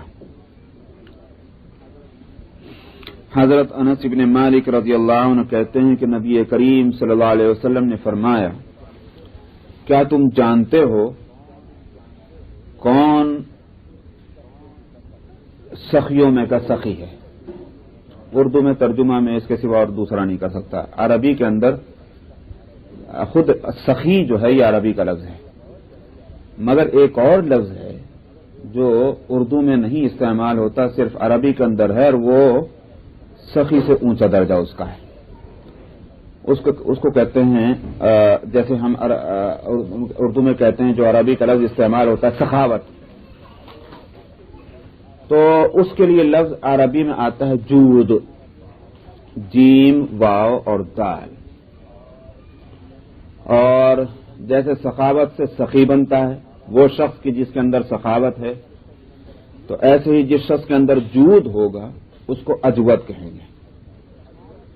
اچھا، سخاوت تو کے معنی تو یہ ہے کہ ایک آدمی پیسہ خرچ کر رہا ہے، صحیح خرچ کر رہا ہے، غلط خرچ کر رہا ہے، خرچ کرنے والا جو ہے اس کو سخی کہتے ہیں۔ اچھا، اس میں مقدار کی بھی شرط نہیں ہے کہ ایک شخص کے پاس مثلا $100,000 ہیں، $100,000 میں سے اگر کسی نے $10,000 بھی خرچ کر دیے تو آپ یہ کہیں گے سخی ہے، اس لیے کہ اس نے خرچ کیا۔ لیکن جود جو ہے وہ میں نے کہا کہ اس سخاوت سے اونچے درجے کی چیز ہے، وہ انسان کے اندر ایک ایسا وصف ہے دوسرے کو فائدہ پہنچانے کا کہ اس کا اثر نہ صرف یہ کہ پیسے پر پڑتا ہے، پیسے کے خرچ پر، ہر چیز پر پڑتا ہے، اور ایسی کیفیت ہوتی کہ اس کو چین نہیں آتی جب تک وہ کسی کو اپنی ذات سے فائدہ نہ پہنچا دے۔ پیسے کا معاملہ ہو تو پیسے سے، کسی کی سفارش کرنی ہو تو سفارش سے، کسی کو علم پہنچانا ہے تو علم سے، سمجھ غرض ہے کہ کوئی بھی صورت کسی کو فائدہ پہنچانے کی ہو تو وہ فائدہ پہنچانے سے ہی اس کو چین ملتا ہے، اس کو سکون ملتا ہے، چاہے وہ اپنے آپ کو نقصان پہنچا دے لیکن دوسرے کو فائدہ پہنچ جائے، اس کو کہتے ہیں جود۔ تو یہ سخاوت سے اونچا درجہ ہے۔ تو نبی کریم صلی اللہ علیہ وسلم نے پوچھا، جانتے ہو کون ہے سب سے بڑھ کر جود والا؟ اس لیے میں اب آپ کے معنی سمجھ میں آ جائیں گے، اس لیے کہ یوں نہیں آپ نے فرمایا کون ہے زیادہ سخی، اسی لیے اللہ سبحانہ و تعالیٰ کے لیے لفظ سخی نہیں آتا، اللہ کے لیے اجود کا لفظ آتا ہے۔ تو آپ نے پوچھا کون ہے اجود، زیادہ جود کرنے والا؟ صحابہ نے عرض کیا اللہ اور اس کے رسول کو معلوم ہے۔ آپ نے فرمایا کہ اللہ اجود جودن، سب سے زیادہ جود والے تو اللہ تعالیٰ ہیں۔ آپ ذرا دیکھ لیجئے کہ بھئی ہمارا کون سا قرضہ اللہ میاں پہ چاہیے کہ جو کچھ اللہ تعالیٰ ہمیں اپنی نعمتوں سے نواز رہے ہیں، سوائے اس کے کہ یہ اللہ کے شان رحیمی ہے۔ اس شان رحیمی کا یہ تقاضا ہے کہ بے مانگے نعمتیں ہم کو دیے جا رہے ہیں، اور تو اور ان لوگوں کو بھی اللہ تعالیٰ دیتے ہیں جو اللہ کے مقابلے پہ کھڑے ہیں، جس کو خود قرآن شریف میں بڑے عجیب لفظوں میں یہ بات فرمائی۔ واقعہ یہ ہے کہ ایک دفعہ کو تو میرا ذہن جب ادھر گیا، حالانکہ 1000 مرتبہ پڑھی اس آیت کو، ایک مرتبہ جو اس طرف ذہن گیا تو کپ کپی سی آ گئی بدن میں، کیا اللہ کی شان ہے اور کہاں بندے کا مقام ہے، لیکن اللہ تعالیٰ کس طرح سے فرماتے ہیں اولم یر الانسان انا خلقناہ من نطفۃ فاذا هو خصیم مبین، کیا نہیں دیکھا انسان نے، ہم نے اسے گندے قطرے سے پیدا کیا، حقیقت تو اس کی یہ ہے لیکن ہمارے مقابلے میں آگے کھڑا ہو گیا، فاذا هو خصیم مبین، یعنی کھلے طور پر ہمارا مد مقابل ہو گیا۔ اور آگے فرماتے ہیں نہیں، جس کو یوں کہیے کہ ایک بیچارگی کی سی کیفیت، حالانکہ اللہ کی شان بہت اونچی، فرمایا وضرب لنا مثلا ونسی خلقہ، ہمارے لیے مثالیں دیتا ہے، اپنے پیدائش کو بھول گیا۔ قال من یحیی العظام وہی رمیم، یوں کہتا ہے ان ہڈیوں کے راکھ بن جانے کے بعد کون ان کو زندہ کرے گا؟ یعنی مطلب یہ کہ اللہ کی قدرت سے انکار، اور اس میں کوئی یوں کہ اس کو ناممکن قرار دیتا ہے کہ یہ ہو ہی نہیں سکتا کہ صاحب یہ ہڈیاں گل سڑ جانے کے بعد پھر ان کو کوئی دوبارہ جو ہے زندگی دے گا، حالانکہ معلوم ہے کہ اللہ ہی نے پیدا کیا۔ قل یحییھا الذی انشأھا اول مرہ، آپ کہہ دیجئے پیغمبر وہی زندہ کرے گا جس نے پہلی مرتبہ جس نے زندگی بخشی ہے۔ تو یہ انداز خطاب جو ہے انسانوں سے، ذرا سوچ، میں رات بھی ایک بات ایک جگہ کہہ رہا تھا کہ اگر ہمیں کوئی طاقت مل جائے، کوئی پاور مل جائے، اور ہمیں اس پاور کا پورا احساس ہے، اپنی طاقت کا پورا ہمیں شعور ہے، اور اس کے بعد کسی کے بارے میں ہم کو یہ خیال ہو جائے کہ یہ ہمارے مقابلے پہ ہے، آپ ذرا سوچئے آپ کیا کریں گے اس وقت؟ کیا اس کو راضی کرنے کی کوشش کریں گے؟ اس کو سمجھانے میں اپنا وقت لگائیں گے؟ یا آپ اس کو نیست و نابود کرنے کی فکر میں لگ جائیں گے؟ اس لیے کہ آپ کے پاس پاور ہے، آپ کے پاس طاقت ہے، آپ کہیں گے اس کی یہ مجال کہ میرے مقابلے پر آئے؟ ہاں، آپ ہی اپنے پاور سے بے خبر ہوں تو بھلے ہی آپ جو ہیں دوسرا رویہ اپنائیں۔ اللہ سبحانہ و تعالی کا پاور، اس کی قدرت، اس کا اختیار، اس کی طاقت، اس کی قوت بندوں کے مقابلے میں آپ سوچئے کیا ہے۔ لیکن اللہ میاں پھر بندوں کو راضی کرنے کی کوشش میں کسی طرح سمجھ جائیں اس بات کو، تو یہ اس کے سوا اور کیا کہا جا سکتا ہے کہ اللہ کی شان رحیمی ہے، ورنہ اللہ مجبور نہیں۔ تو صحیح فرمایا نبی کریم صلی اللہ علیہ وسلم نے کہ سب سے بڑھ کر جود والے تو اللہ تعالیٰ ہیں۔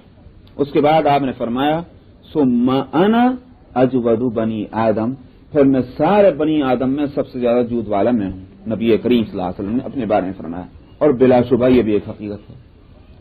اس لیے کہ واقعہ تو یہی دیکھنے میں آتا ہے کہ آپ کے یہاں تو حالت یہ ہے کہ مہینوں گھر میں آگ نہیں جل رہی، کوئی پریشانی نہیں، لیکن اگر ایک صحابی اس حالت میں آتا ہے کہ اس کے بدن پر اگر کپڑے نہیں ہیں یا نہ کھانے کے اثرات اس کے بدن سے نمایاں ہیں، آپ کی پریشانی کے عالم اس وقت دیکھیے۔ خود نبی کے گھر میں صلی اللہ علیہ وسلم ایک مہینے تک آگ نہیں جلی، کئی وقت کھانے کی صورتیں نہیں دیکھی، لیکن نبی پریشان نہیں، کوئی پریشانی نہیں۔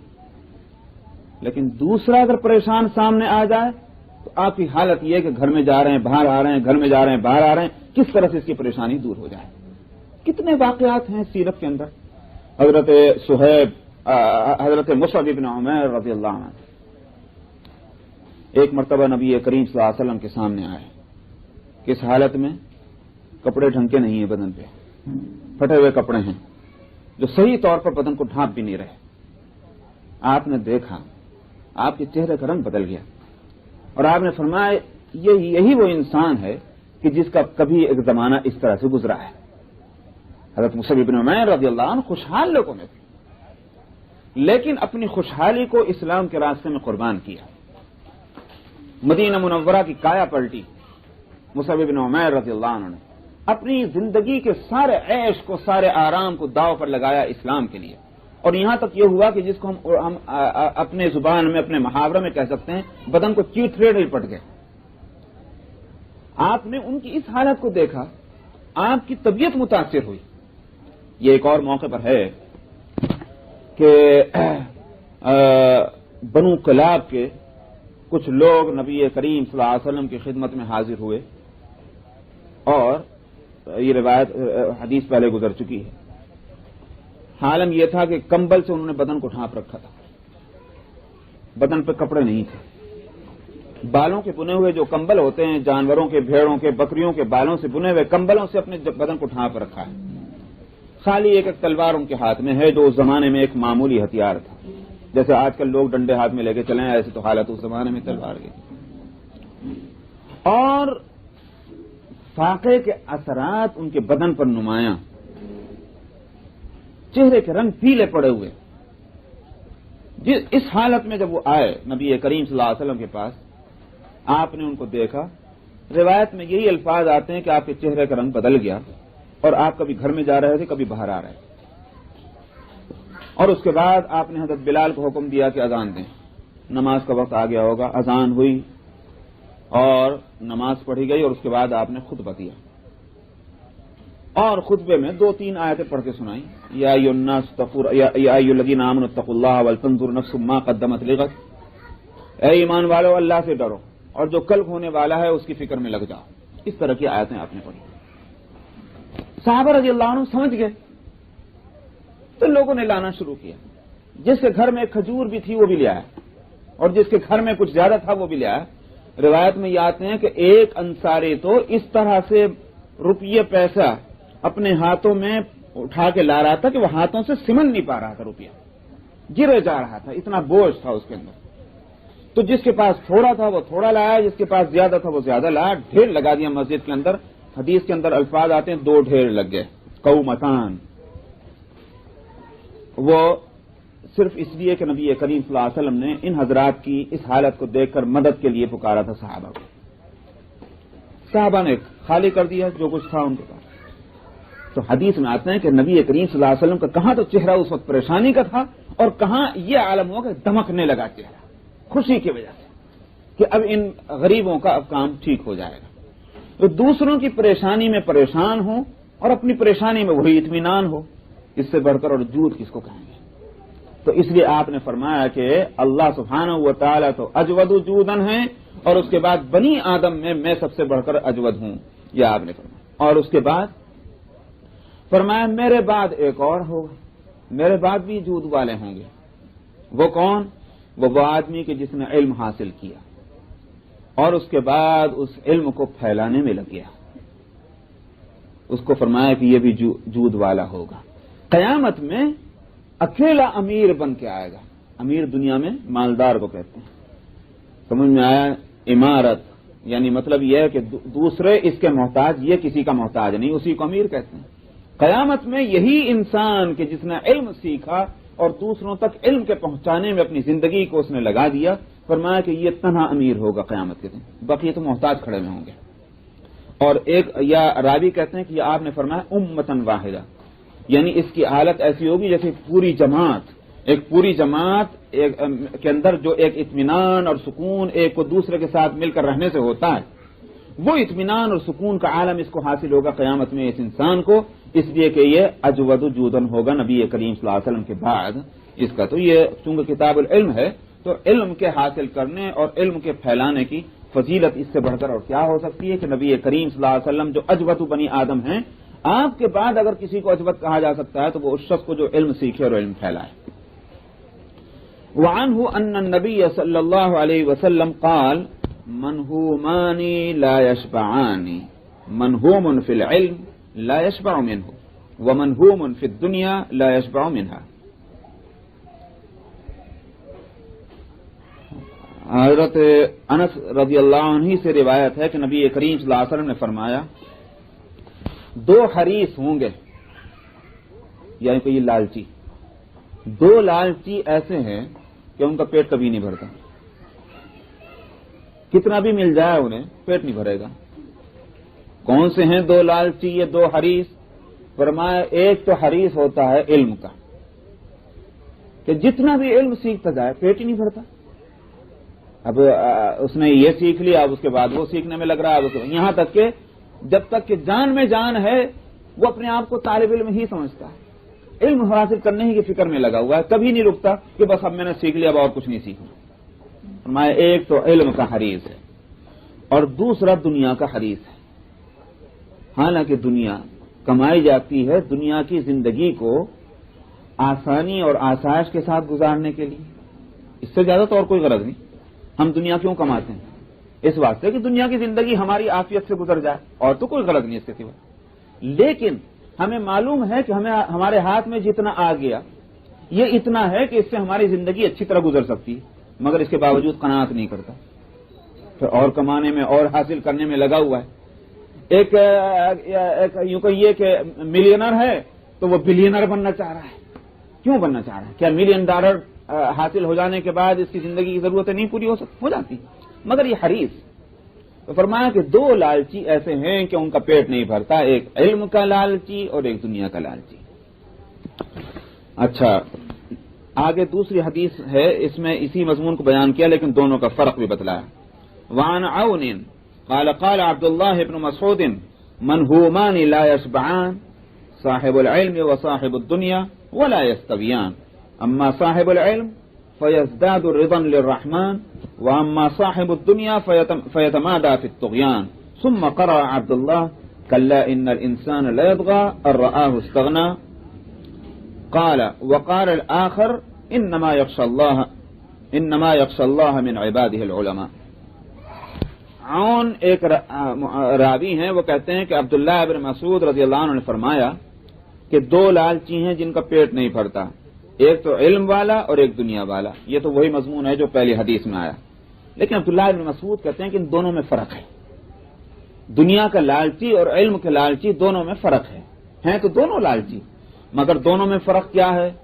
جہاں تک علم والے کا تعلق ہے وہ ایسا لالچی ہے کہ اس کے لالچ کے بڑھنے کے ساتھ ساتھ اللہ سبحانہ و تعالی کی رضامندی جو ہے اس میں بھی اضافہ ہوتا رہتا ہے، یہ اللہ کا محبوب بندہ بنتا چلا جاتا ہے۔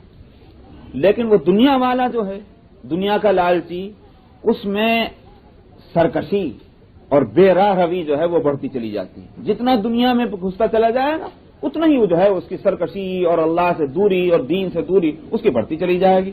علم میں جتنا گھستا چلا جائے گا علم دین کے اندر اتنا ہی اللہ کی خوشنودی اس کی بڑھتی چلی جائے گی۔ یہ عبداللہ ابن مسعود نے کہا، اور عبداللہ ابن مسعود نے رضی اللہ عنہ جو فقہائے صحابہ میں ہیں انہوں نے یہ بات ویسے ہی نہیں کہہ دی۔